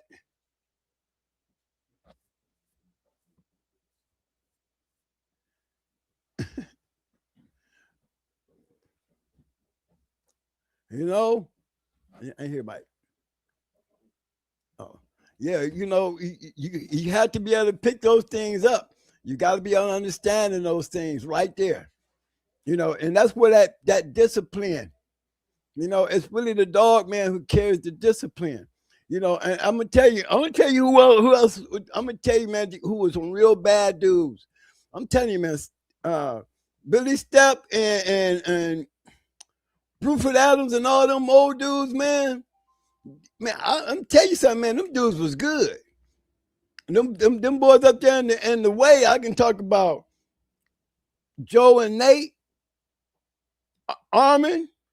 Don't forget Frank Bunch and them, man. You know what I mean? Bonds and Company. Them boys wasn't no joke, bro. Tell them, Armin. Shit, I'm talking about bulldogging. These dudes had that shit down. I think they all knew it. Stone City did it. Hardcore did it. Armin them did it. McNasty and them did it. Mr. T and all of them did it. Kenny Allen and them did it. They all had their way. Super Nate did it. They all had a little certain thing, but all of them knew that word, maximum stress. And all of them come in there to kill your ass. All of them. All of them would come in there to kill you. Ain't not one of them I named that didn't have a dog that wouldn't come in there and kill you. Go back and look at their matches. Go back and look at their matches. They either gonna lose quick or they gonna win quick. Because when you put two killers against each other, somebody ain't gonna make it. Somebody ain't gonna make it. Too much damage being done. You know?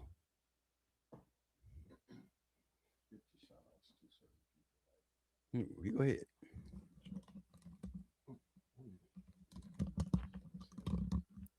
Horsepower, what's up, fam?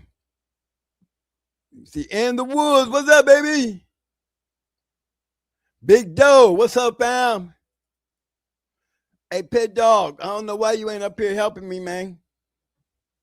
Armin, y'all just gonna leave me out here. Then y'all gonna be like, Twin, boy, you fed them, man. You fed them Jews, man. Why you doing that? Come on now. Because Snipe, he's a natural man. And Snipe believe in walking. And believe me, don't let me have to throw a picture of Jigger up. And because that's one dog I would like to hear how he did his shit. Look how his dog looked. And to keep it real, Shady Days, a lot of them dogs was conditioned by Snipe. But Shady Days and them, they was a kennel. At one time, Snipe was part of Shady Days. So these Shady Days was a badass kennel out there. Hey, what's up, Big Shaggy? He said, I got pups for sale. He got pups for sale. John Johnson, minivan with the side door. But hey, that's another one there. Man, I used to do it for my pickup truck. I grew out of that though. That was my hood days when I was with judo. When I was with judo, yeah, man, I was doing that. I had my dog tied to my mirror truck, and I'd be going up through the spring, in the park, and just riding up through, the county parks where you had the road. This one had streams on cover, had hills and all that. We used to call it the valley. I had to drive my truck on that shit. Shoot, man. Then I started riding my bike on that shit.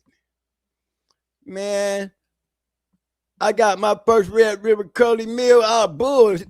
Damn all that. I turned into a millman. Yes, sir. I turned into a millman.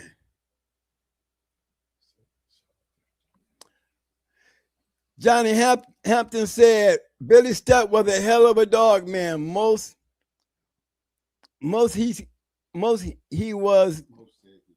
said he was only there to gamble. I grew up around him until his death. But he was a gambler. I mean, anytime you buy a matchdogs, you know Billy Stuck, he bought matchdogs. You know? Yeah, he bought matchdogs, and him and Supernat was pretty cool. You know, a lot of them dogs was over there. Remember Angus and all them, Billy Steps owned them dogs, but they was on Supernat's yard. You know, that's why you see some of them, you see a lot of them like Steps and Supernat's Angus and Ruby, you know, and Charlie. Billy Steps, those was his dogs. I guess him and Supernat were partners, but those dogs was on Supernat's yard.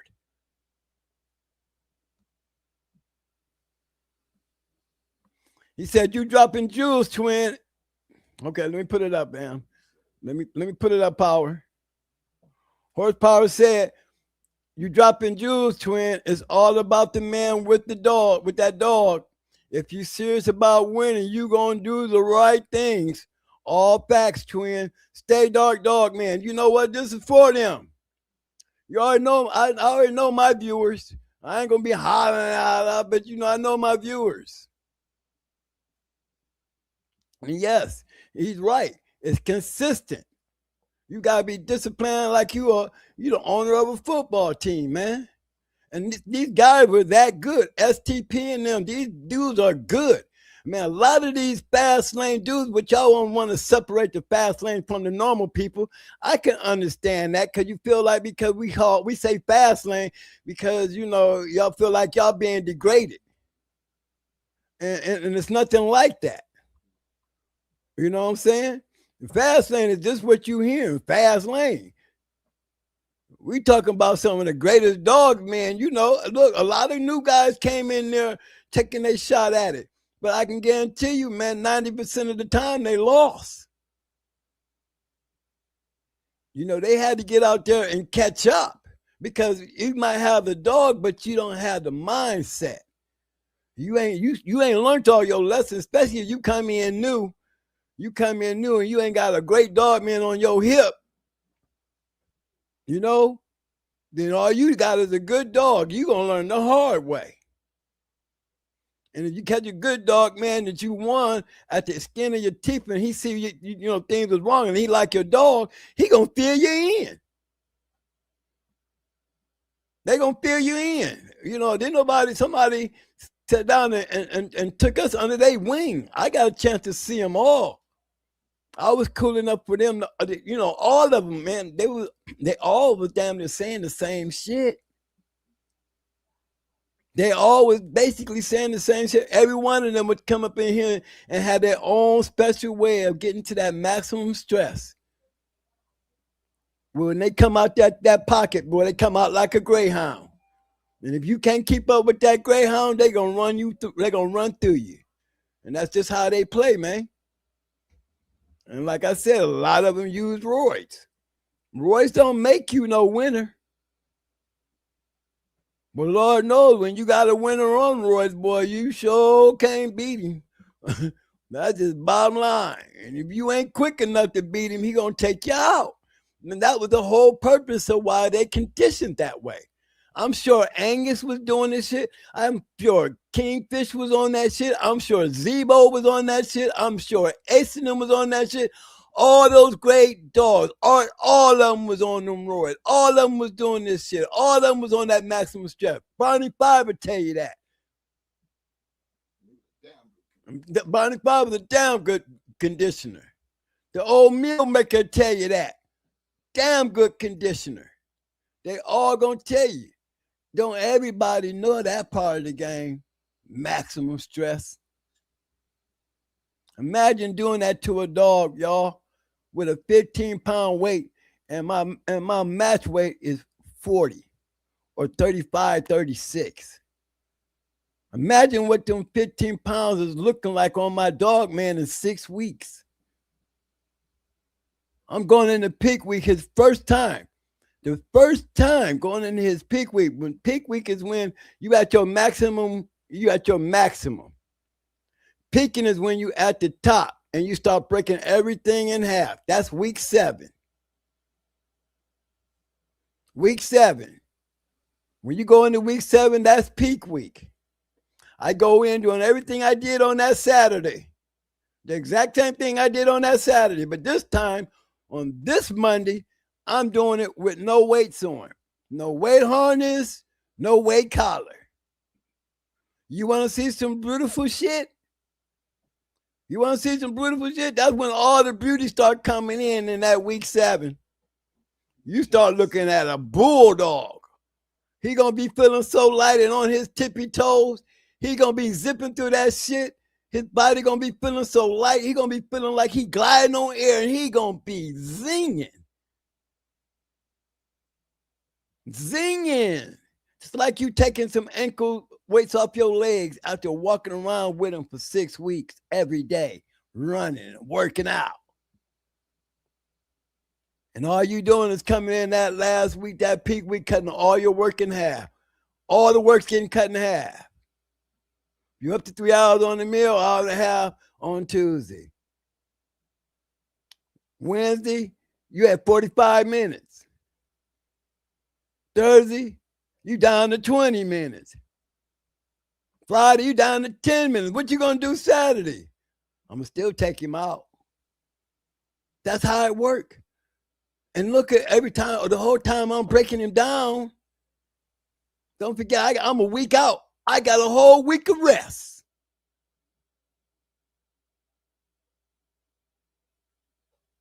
Y'all better act like y'all heard me on that one, because I ain't gonna never repeat it again. Y'all better make sure y'all record that little piece right there, because I'm not gonna ever say that to you again. Because if you understand what I just told you, it means everything.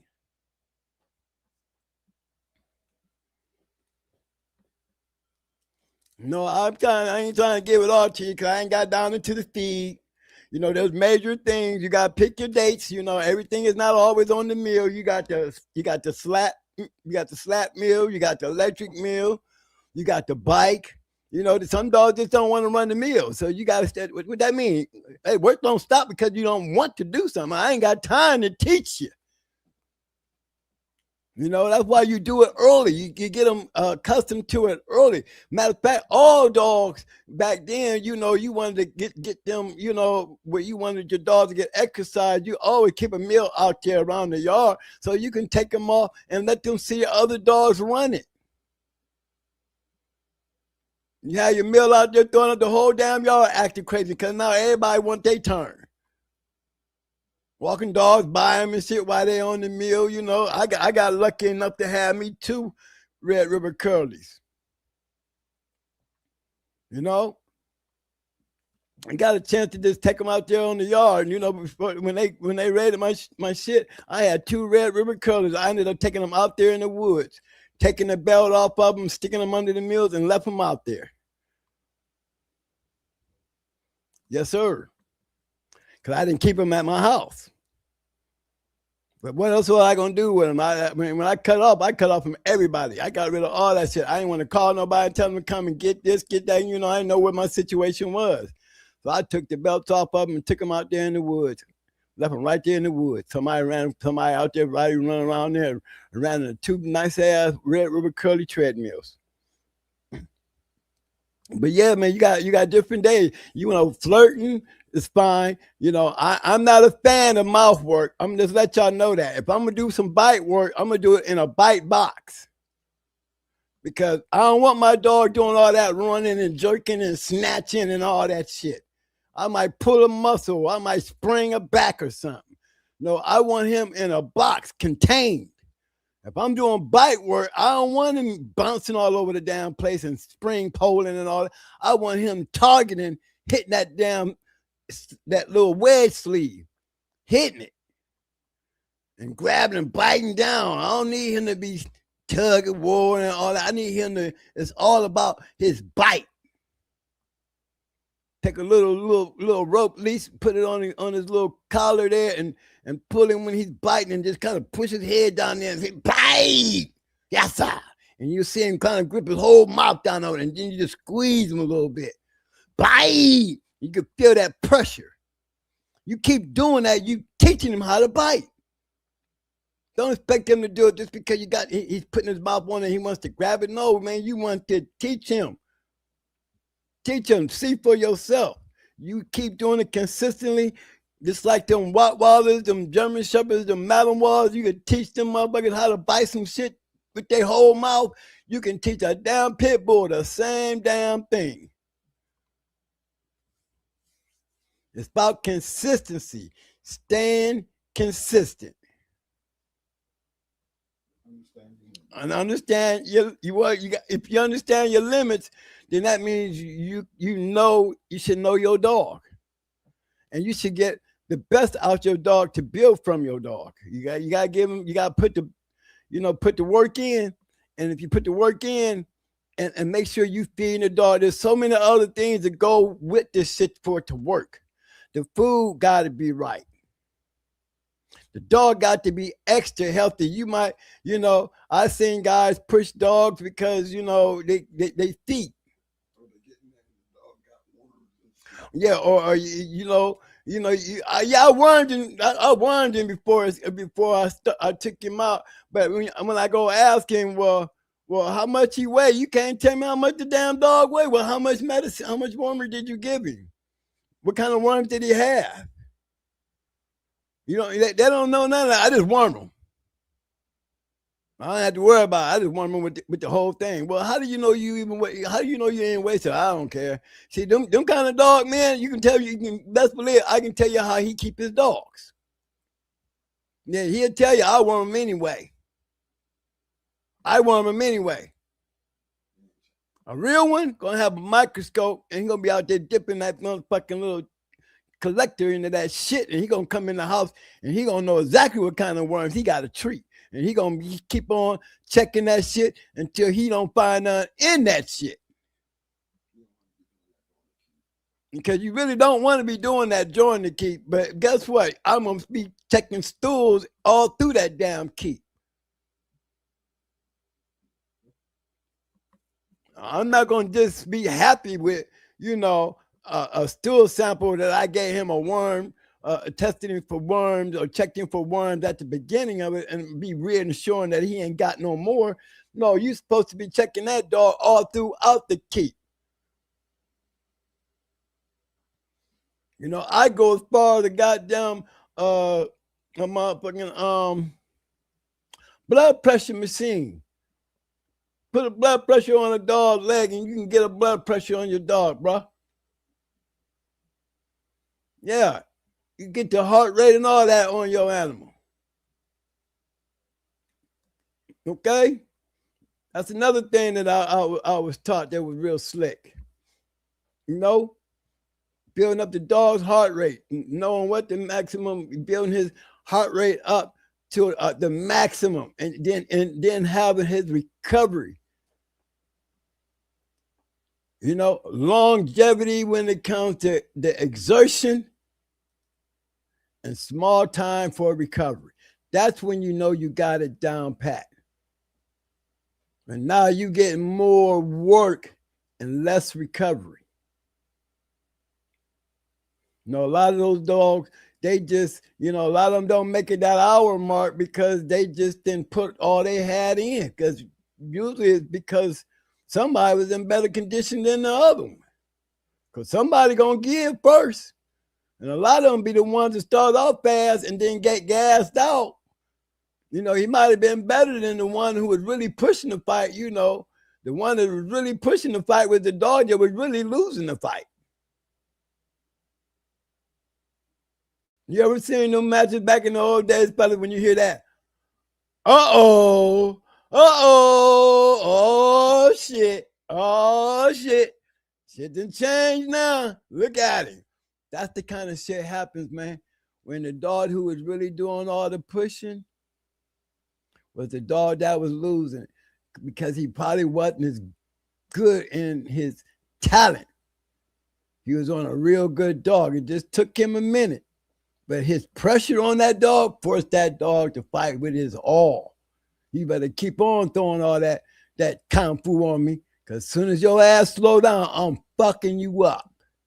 And that's how we get to them points in the match where we go, oh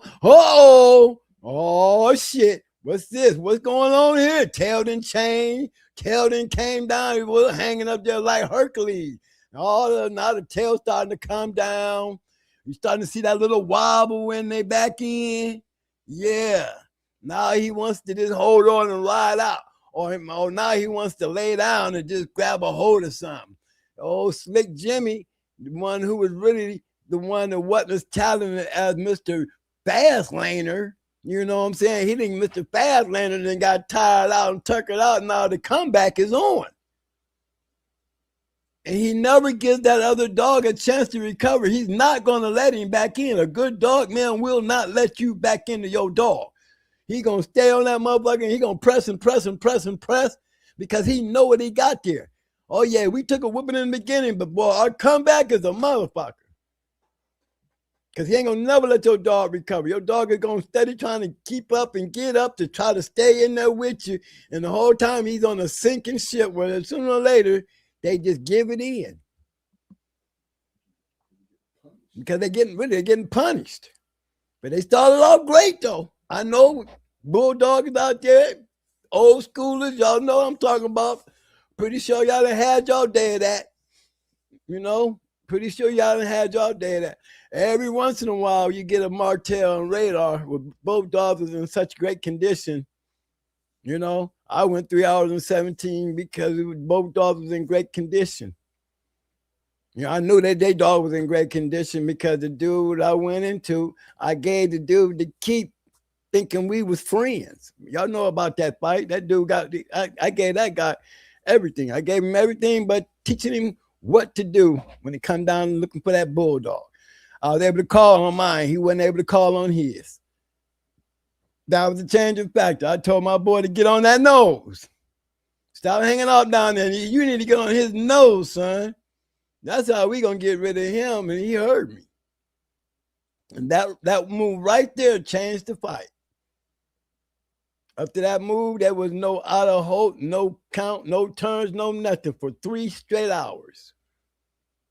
Dogs in there 2 hours and a half when they finally settled down and first took their first break.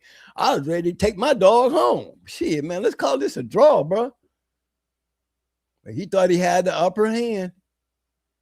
At 3 hours, I looked at him when he was like, "Yeah, man, let's go ahead and let's go. Man, both of these." I looked at him and said, "Man, both of these dogs is dead. Both of these dogs gonna die." Told him just like that. I said, "Both of these dogs gonna die. No, we gonna finish it." Sure did. Should have took it at the 2 hour and 30-minute mark. Now you in trouble because I see what's going on now. my boy's still there. Yours done got plumb tuckered now. And my boy done jumped on that nose and he ain't let it go no more. We got him protesting. The puppy came out of him. Yes, sir. He couldn't get him off. One, he was too tired. Two, they both was banged the fuck up. But everything that puppy did, he couldn't get him off that nose. And he was getting the hell beat out of him for that.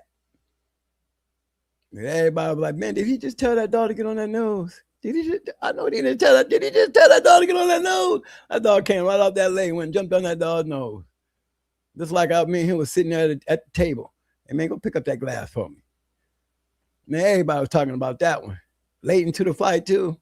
Man, I know that nigga didn't tell that dog to get on that dog's nose, did he? Yeah, he did. Work it. But yeah, man, this is some old school shit, y'all. Old school shit. But I don't know, we don't gotta be on whatever year, things don't change. Take those little notes and just go from there. Don't want to start pouring too much in because you gotta feel right to be right. You gotta feel right to be right. There's so many other factors that go along with that. You know, so many other factors. You know, and I'm pretty sure a lot of guys, the way they feed and the stuff that they get their dogs and the way they rub their dogs down and, you know, just the time that we spend with them. You know, I used to do this crazy shit, man, that before my dogs, I had this real big ass heavy chain down in one of them anchor chains that we have on them big ass boats. I had one of them. And this is when I was out on the farm. Now, you know, I have a long walk from my barn from the street of my driveway. You know, it was like you had to move. I would take my dogs. I didn't give a fuck which one of them it was. For them to eat, I'd take them all the way down to the end of the driveway. Put the chain on them. With the weight harness and the collar. This is after they work out. Now this is how I finish them out to come in and eat. Take them at the end of the driveway and cut them loose. Get on the four-wheel and drive all the way back to the crib. And just sit there and wait on them. Every single one of these dogs, bro, I could take to the end of the driveway. You know what I'm saying? I do it the first couple of times. I would take them on the four-wheeler, and then we would go on the four-wheeler, and they would chase me back, you know, up the driveway. I wouldn't be going all fast. I'd be taking my time, but you know, they carrying this real heavy chain and they pulling it through the, you know, it was a farm, so it was dirt, and they would pull it all the way back. And then when they get there, they pan would be right there. I don't have nothing in. They'd be welcome to their pan, and as they eating, I'm taking that chain off. I would let them eat with the harness and the motherfucking collar on. Every single one of my dogs, I used to do like that. I had and keep. Take them to the end of that driveway and let them walk up that driveway. And I mean, I used to just go back to there on the four-wheeler, zoom back to the crib and have their food all fixed up and readied up and just sit there and wait on them. You could hear them coming down. Once they got close, you could hear that chain being dragged on the ground. Here he comes. Here he comes. He'll be here in a minute. I didn't care how big that dog was or how small. They all did it, bro. And you do it on a consistent, constant basis, it becomes part of their life. You know, you can housebreak a dog and you got him in keep. A dog in keep will learn how to live in your house by the time he's done. You know, I was never a guy that ever had my dogs out there in the yard during their keep. They was always in the house. I don't care where I was. They was going to always be in the house. In a crate. Sleeping during the day. Resting all day till I come and take them out. But one day we're going to get into that feed, though. You know, one day we're going to get into that feed. And I mean, I would have went a little deeper into details, y'all, because I think I put enough out there for y'all to figure this shit out. You know what I'm saying? Mad Doctor said, damn, Mo, I said that earlier. Damn. What part I missed, Mad Doctor? Okay. Yeah, you got to have a willing dog. You right about that. Yeah, you gotta have the right dog. But you gotta be the right person. There's some dogs that just plain fucking stubborn. You know? Some of them plain stubborn. That's why a lot of the old dog men, they would sell a good dog. You know why they would sell that good dog? Because there was something wrong with his behavior. He didn't like to work. You know, I ain't got time for that shit he be doing. You know? And you be wondering, why, how in the hell they sell Zebo as many times they did? You know? And then there been some other good ones out there, man, that you be wondering, man, why did they sell that dog? Why was there something wrong with that dog? Why did everybody, you got 3 different owners to the dog? Dog going down there, grand champion, but he didn't have 3 or 4 owners. You know, some guys are gamble, they buy great dogs. I know a couple of them that just bought dogs. They see your dog in the box, that big dog be a one-time winner. Next time you see that dog champion or grand champion. Somebody buy it right out of the box for that player price. You know what I'm saying? And you know, you want a good one, you're gonna have to pay for it. Mm-hmm. Damn, I like arguing with you. You can't argue with me because you can't argue with me, fam. I ain't gonna argue with you. I can't argue, but Mo, you know what they sold Zebo for? That dog was just vicious, man. Why was so vicious like that? You bought him. Cause Lonzo Pratt didn't breed him like that. He went out no Vindicator K, that Zebo dog. That was an Eli dog, flat up, Mo. You know that, don't you? Now, what's your opinion? I want to talk to you. I like talking to you because you don't get mad. I like it. What up, Mo? No, I got him from here. No. Mo. I asked you a question. What's the question? You said Zebo. Zebo beat everybody. Lonzo got rid of him. Then he gave him to Mount Man. Mount Man gave him to David Adams. David Adams told him to Crunchfield now. Hold on. No. While you talking though, right? We know that we made that clear about that he got passed around. But then tell us, Ben, you had to tell us everything. Why was he being passed around? Why? Because I guess he was just that vicious. People. Right there. That's the whole point, right? I was trying to make. You know, he was just a very. He was just a man. He's a man. Right. So, yeah, I ain't taking nothing away from the dog, but it's just a matter of, damn, why a dog that's with all that talent, got all that shit going for him, and he being passed around like that. He's being passed around because he was a people fighter. All right. Like that, right? All right. That's that. I'm pretty sure that answered your question, all right? Hey, let's ask Mo this. Because Lonzo ain't breed him the right way, Mike. Well, okay. Again, how they bred him. Remember, there used to be that saying out there that Zebo couldn't produce. Remember, we was around back around. We already know Zebo produced. I just don't know where where it come from. But in the same token, while we back on conversation right quick, so I get to meet you right here. I'm trying to close it down. Take your time. Yeah. One of the reasons why we had this conversation, because it is important to understand the limits when you, regardless of how you work in these dogs, these things here are so important because you can't skip. These are things you just can't skip, regardless of what your purpose is, whether it's running up a wall. Hell, the dog is not going to run to the top of the damn wall the first time. Even these things here are things that you have to train them to do. You got to be consistent with them, put in that time. But the reason why we talk about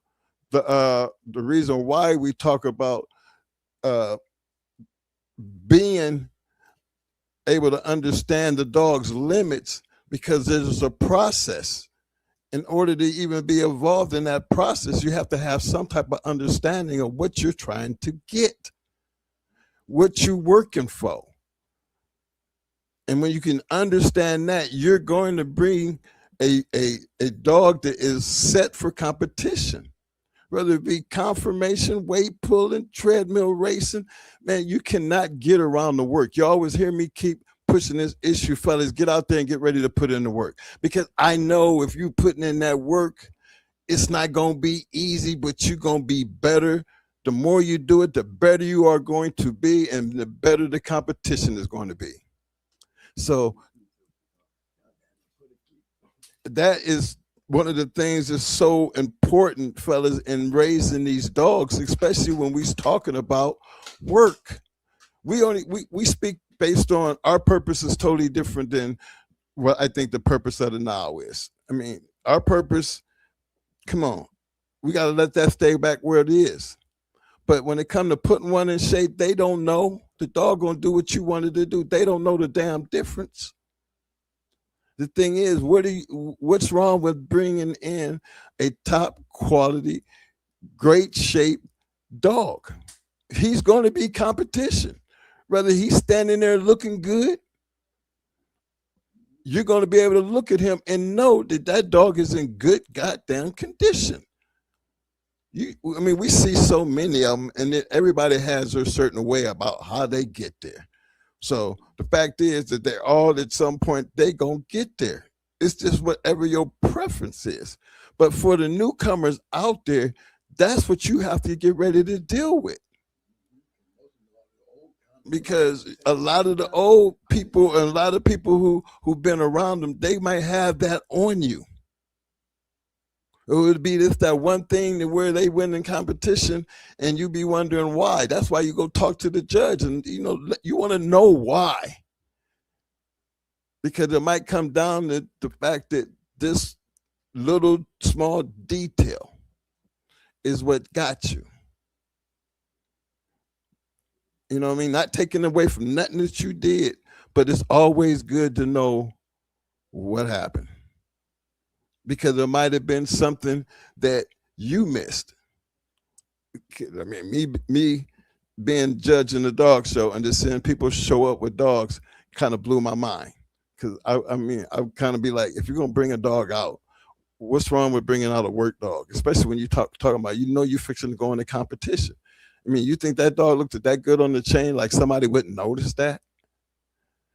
I mean, especially with us judging. I mean, how you gonna think what we just don't see? I mean, we're here to judge the dogs.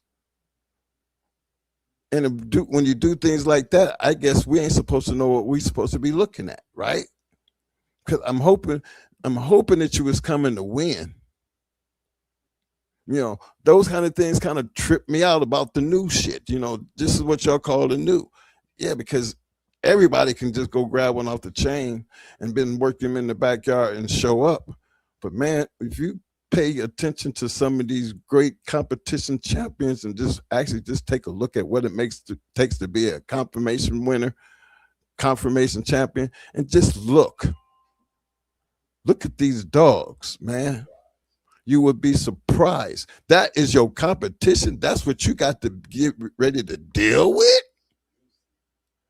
Oh my God, fellas, do your homework and just go out and just see what it takes. But we're going to be handling that. We're going to take care of that situation too, but we're going to do that on a later show because it's important for you to know what your competition looks like. And based on the information that we gave tonight and understanding the limits, these things are important to achieve these things that you're going to see these champion dogs look like. It really, truly does take in some work. It's just, do you know how to put in the work? This is the learning process. We're going to make this one easy because we're going to tell you one of the most important things you got to remember is understand your dog's limits and work as such as you really know your dog's limit because you did the work, you put it all down, you watched it, you created it, that's yours. The thing is, you become better as you do it. Be consistent with what you do. Take away all the bad marks, like not checking the shit for worms along the way. Just not doing a lot of the things that when you are invested in that kind of value time towards something, there are no rooms for mistakes. And that's if you're really trying to be a competitor.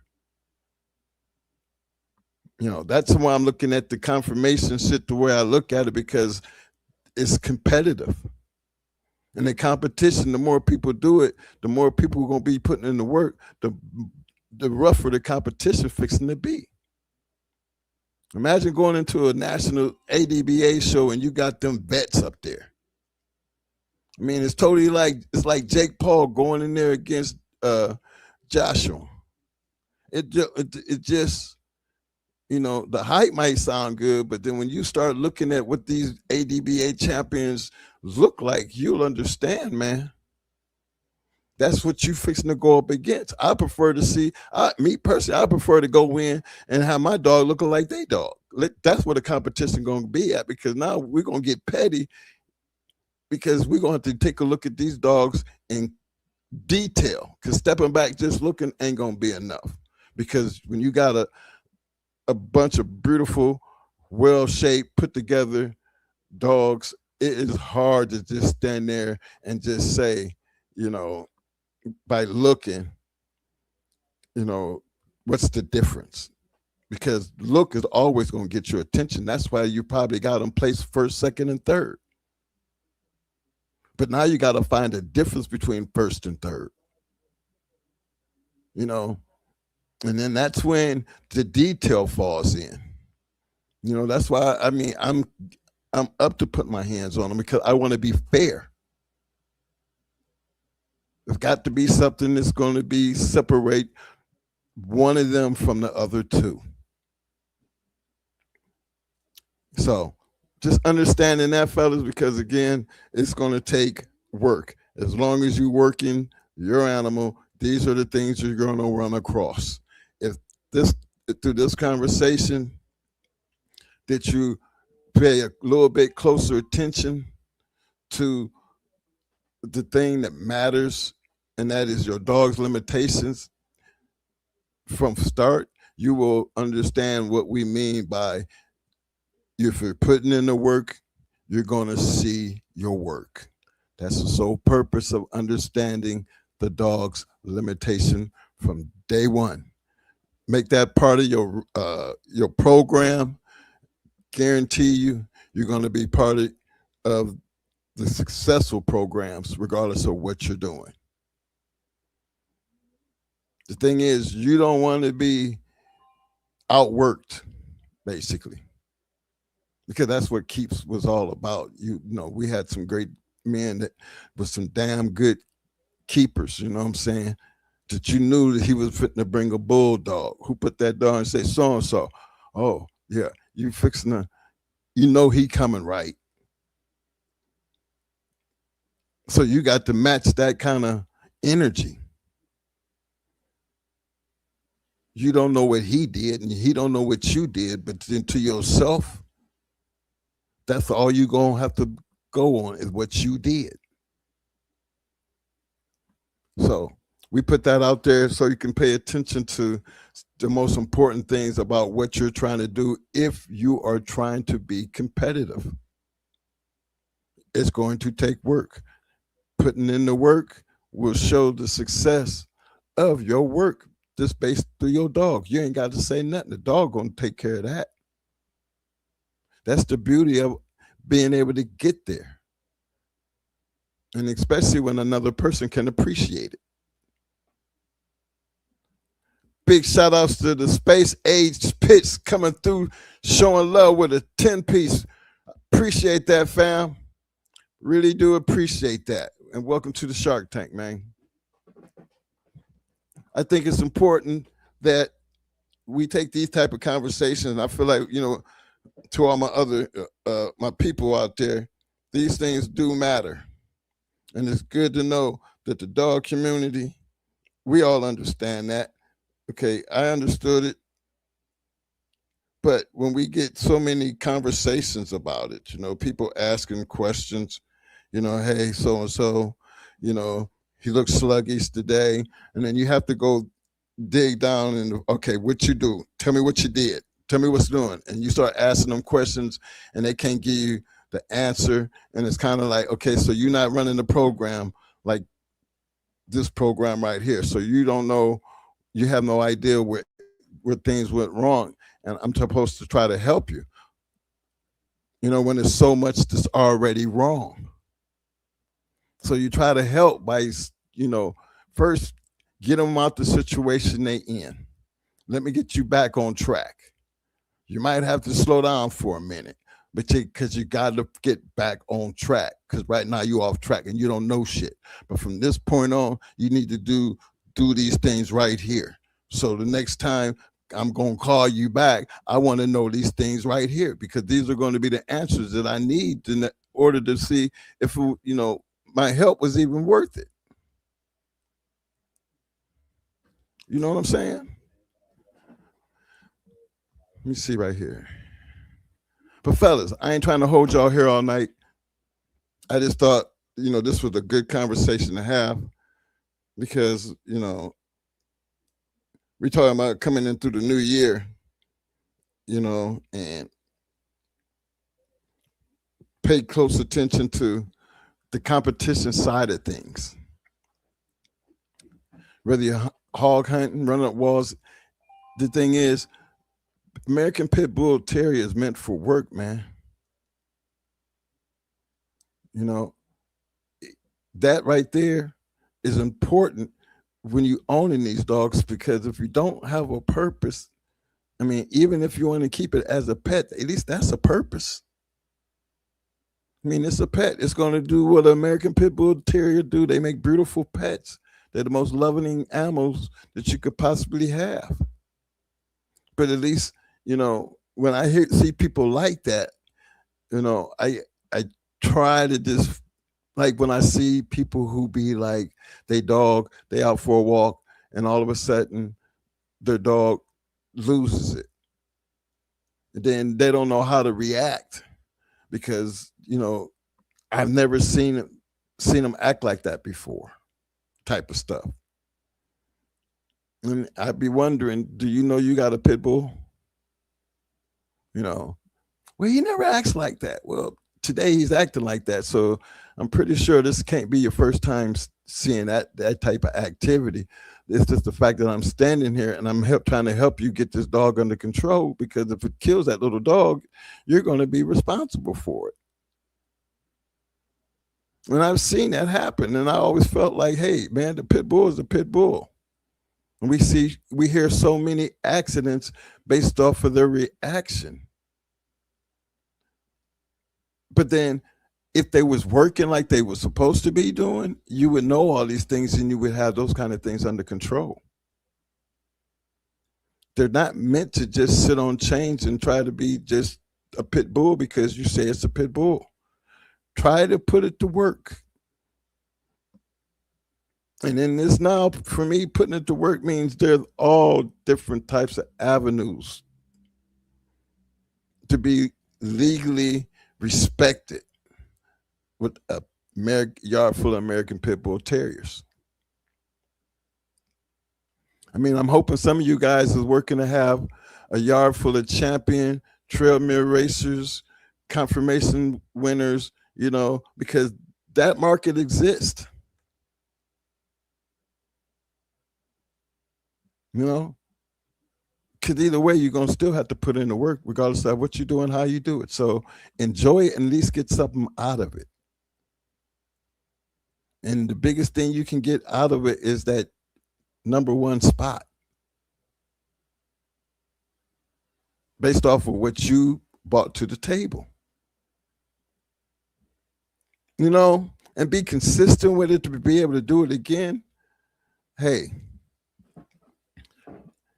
that's like winning, becoming a champion in the box. I have to just say, you know, winning period is supposed to be, you know, a special moment, regardless of what you're doing, how you're doing it, any damn way. But that's what the work is all about, because that's what you're working for.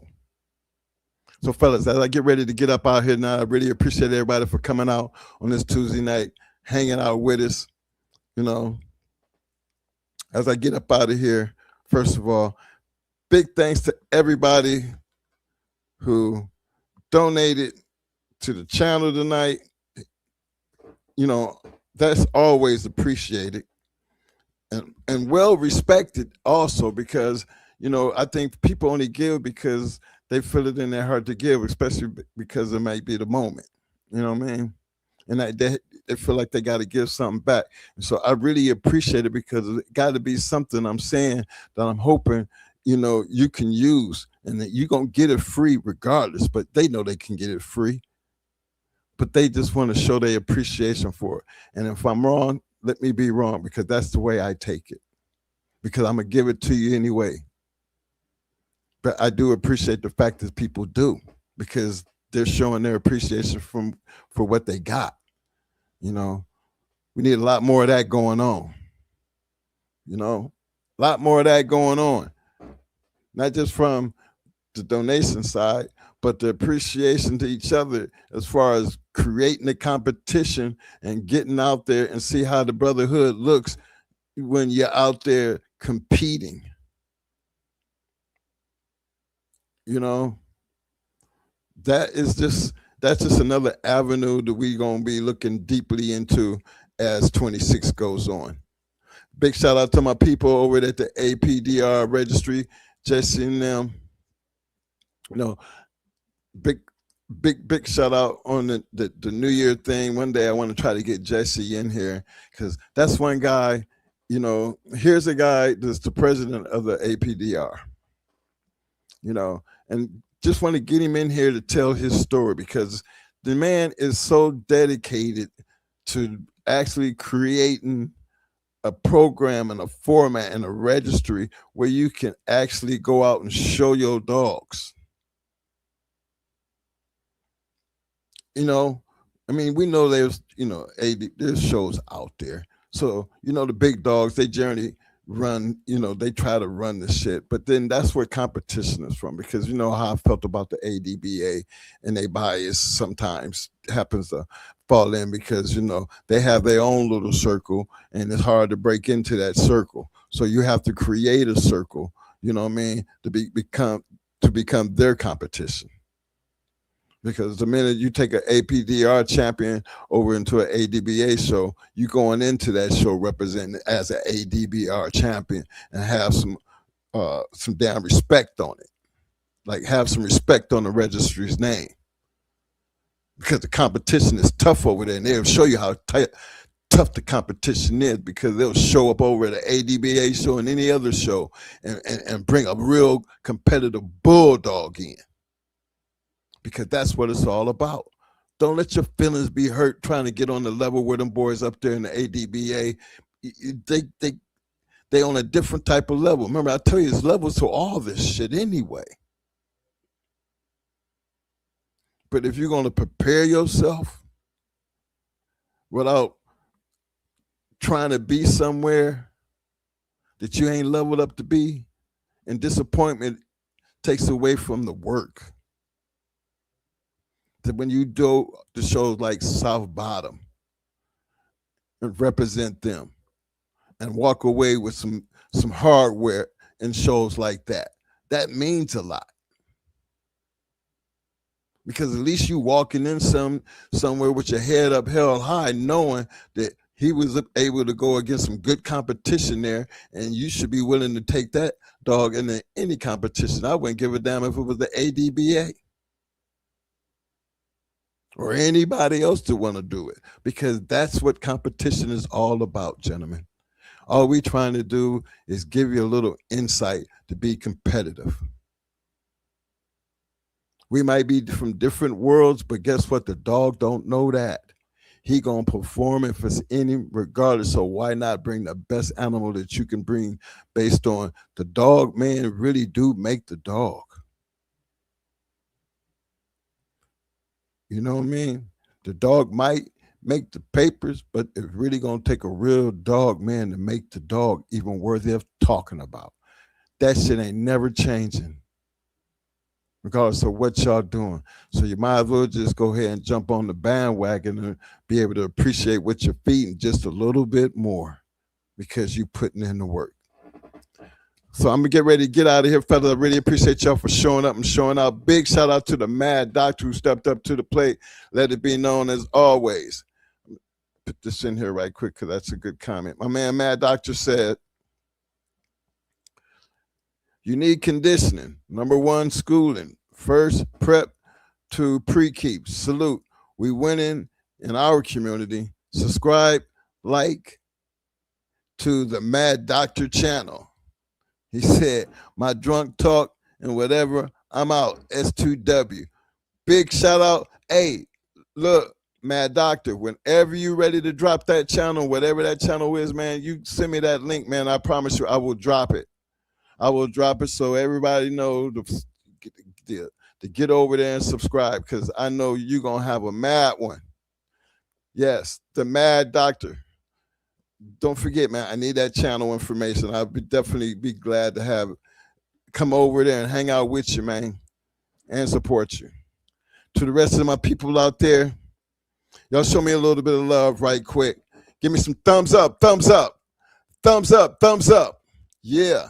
Now, give me some muscles, muscles, muscles. Now, fellas, tonight's jewels, it is only gonna cost you some damn roses. Roses. We need damn roses. Show your love, man. Hey, big shout out to my man MB4 Fire. I see you, fam. You be sitting back there in the back street waiting for that moment because my man always comes through and shows that love and appreciation. Much love to you, MB4 Fire. Hey, much love for all my people out there. Again, it's all about you understanding what you want. What we doing, we just throwing the little things out there. And I mean, like I said, it might be little to some people, understand the limitation. But fellas, if it was just common sense, everybody would be able to do it. So it's just not common sense.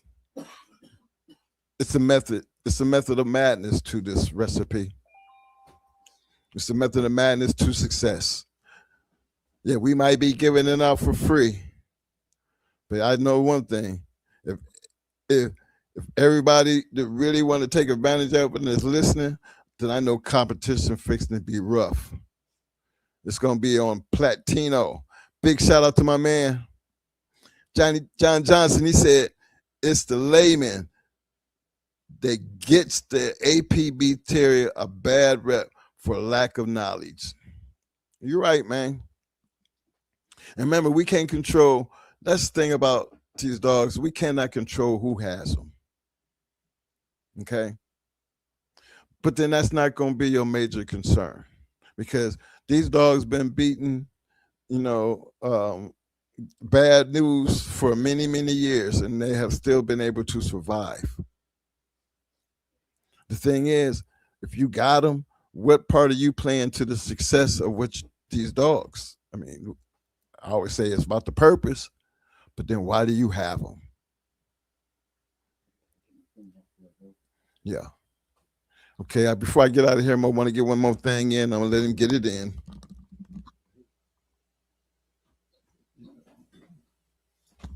I'm closing it down now. I got my thumbs up. Yeah, y'all, before we close it out tonight, I just wanted last show we was talking about Mayday and his champions and all that stuff. I was trying to do the math. Okay. But, I told you I didn't remember them all, but I got them all. Mayday had 3 grand champions. He had a total of grand champions. He had a total of 20. I'm going to run the names off right quick. He had grand champion Luke Kane, grand champion Hunch, grand champion Barracuda, champion Egg Eagle was a 4-time winner, champion 600, champion Twisted, champion Graveyard, champion Kai Diesel, champion Chanel was a 4-time winner, champion The Brat, champion Little Mayday, champion Annabelle, champion Maymay, who's a 4-time winner, champion Hannah, champion Amos Moses, champion Code, champion Monster, champion Blockhead, champion Happy, and champion Sally. That's a total of 20 champions. Don't forget the point for each grand champion would have made it to 3. Giving Maddie a total of 26 all-in points. Okay, that's just for those guys who want to hit that rewind. Because I was trying to get all that shit together that night, and I was just like determined to make sure we got that all on record. So that was a list of all 20 of his champions. If I missed one, somebody can always let me know. But that was a total of 20. Hey, fellas, I enjoyed y'all, man. I got more to bring to the cooking table, fellas. I just take a piece at a time, give y'all something to marinate on, and for those who want to talk about it on the next show, got questions, I'm always free for question and answer. Hey, y'all want to get a lot more of this stuff out of me, man, and a little bit more detail, all y'all got to do is start hitting that cash app. I see y'all be doing that cash, the chats, what you call it, the super chats. But that's for the production of these shows. Y'all want to show me some love and shit. That's what the cash app is for. I really appreciate it when you do. That motivates me. So y'all motivate me so I can give you more.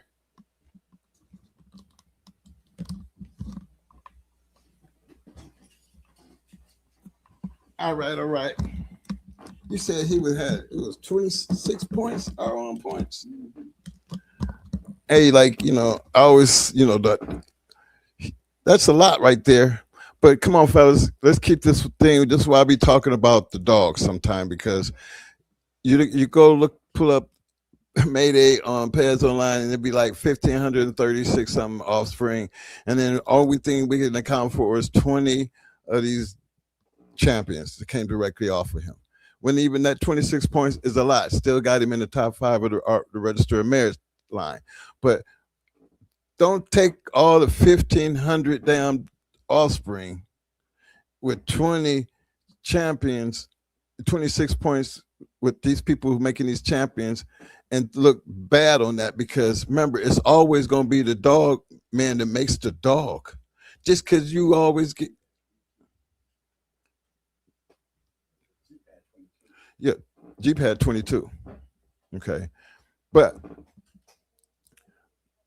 just because you have a dog bred off of something great does not mean that it's worthy, because it's going to be worthy when the man make it worthy. That, we say that, and I re-emphasize that by just talking about, bringing up that Mayday issue, because again, we know he had a whole lot of them out there, but we know a lot of them didn't work either.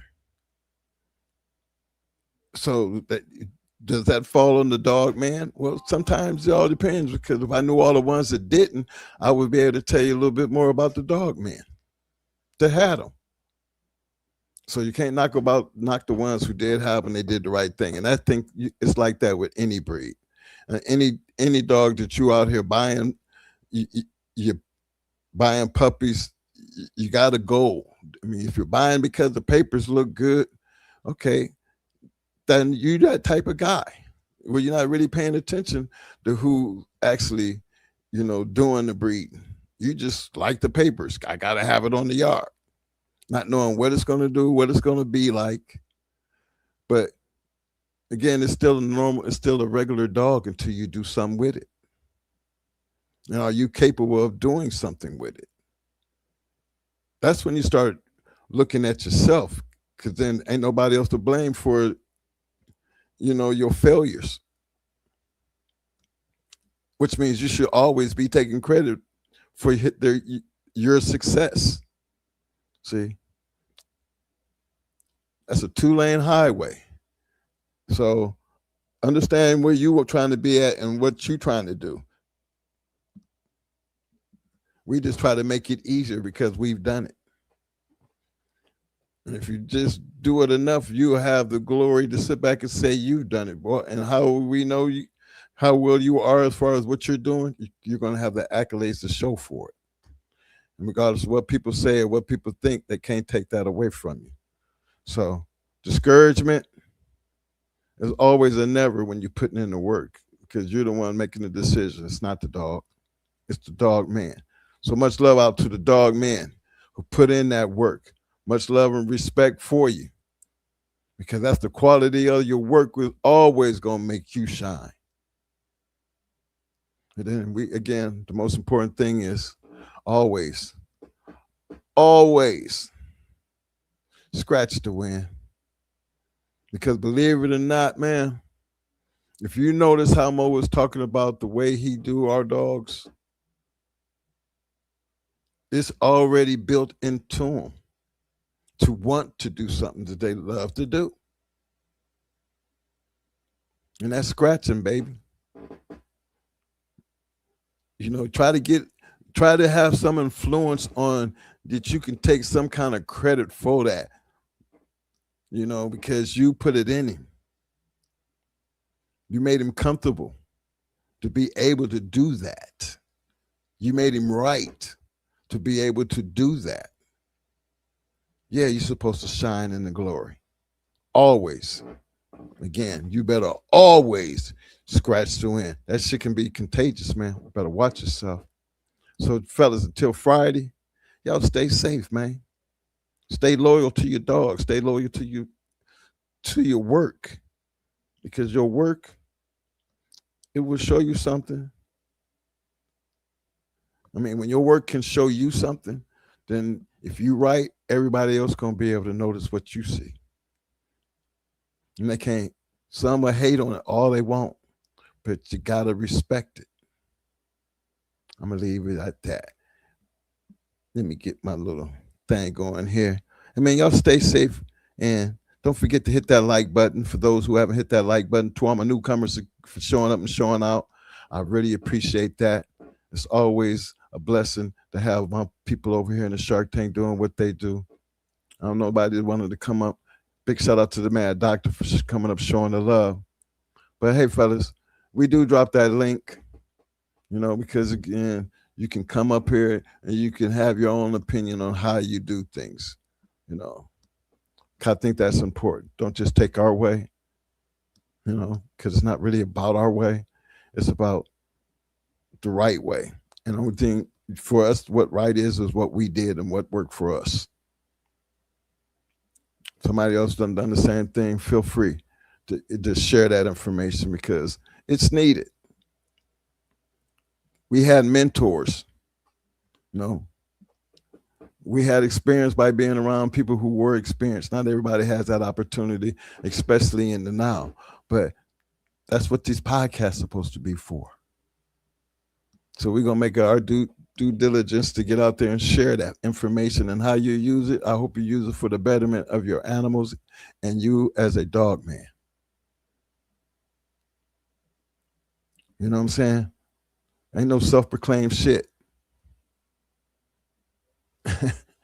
I ain't self-proclaiming shit. I'm going to put in the work and you're going to say it without me having to say anything. It is what it is. Yeah. Ciao. Going hard, Kennels, yeah, we run this yard. Twin bosses, Mo and Mike, every day they go hard. Line stack heavy like a deck full of cards. From yellow Mayday 8s, they bred real stars.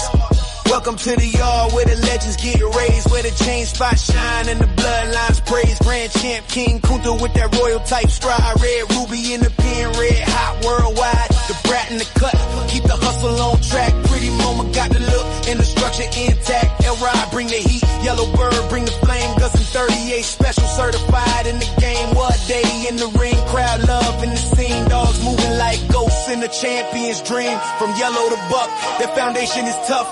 Yellow buck in the veins, yeah, the roots run rough. Mayday in the pedigree, ace in the spine. That old school fire still alive in the line.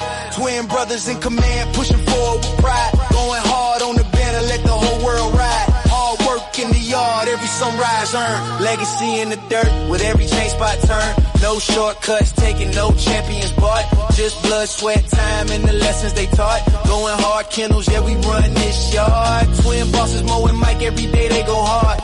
Line stack heavy like a deck full of cards. Yellow Mayday ace turning pups into stars. Sheriff Pal bought us in the gang, stamp legit. Find him in Tornadoes pedigree. Hall of Fame, double grand champion. James Pogay, the formula showed how to build and sustain. Blueprints in the blood, yeah, the knowledge remain. T.O. our partner, Ohio Cash showed how to win. Turn losses into lessons, now it's trophies we spin. Mama, Triple M, deep south in the mix. Arsenal, Kennel, Stone City, solid foundations, no tricks. Hardcore, BLB up in the spec, it's 6. Yes.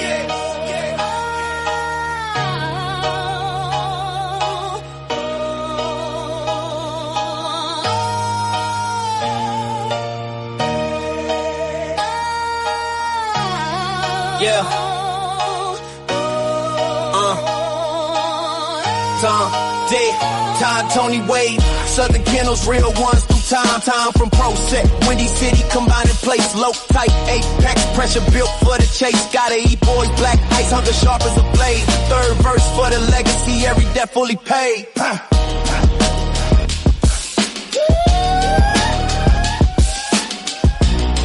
Yeah, I said third verse for the legacy, every debt fully paid.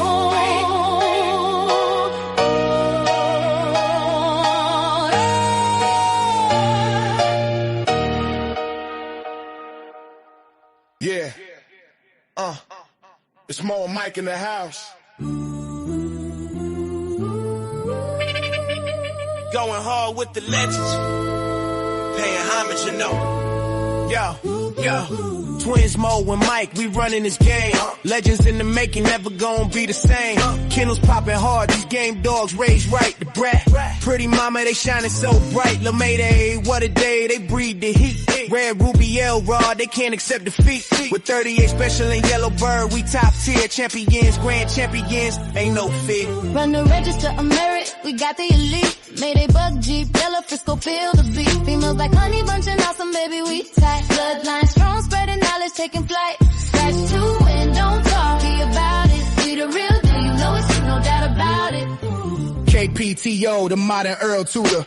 Got in the pack, making moves like a tutor. APT, family thick, like legends in the game. Legend of them, Triple M. Shout out the name, Deep South, Roadblock. We upholding tradition. Mama, Southern Kennels, we got that ambition. Hardcore hitters, Stone City brings the fire. The Abrahams, the fam lifting us higher. Run the register, I'm merit, we got the elite. Mayday bug Jeep, yellow Frisco, feel the beat. Females like honey bunching awesome, baby, we tight. Bloodline strong, spreading knowledge, taking flight. Scratch to win, don't talk, be about it. We the real deal, you know it's true, no doubt about it.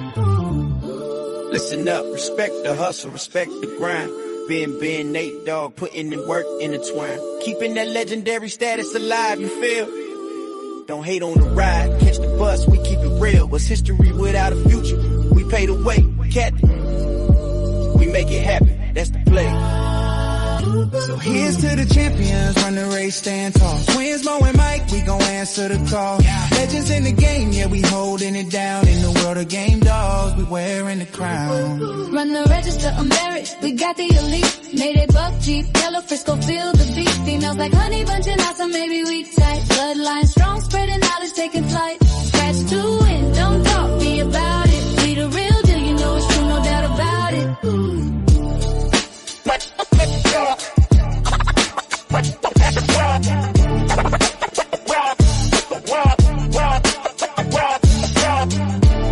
Shout out to Ohio Cash, the man with the plan, Rastaman Boom, Schoolboy, aka the. There's levels to this game. Develop your game.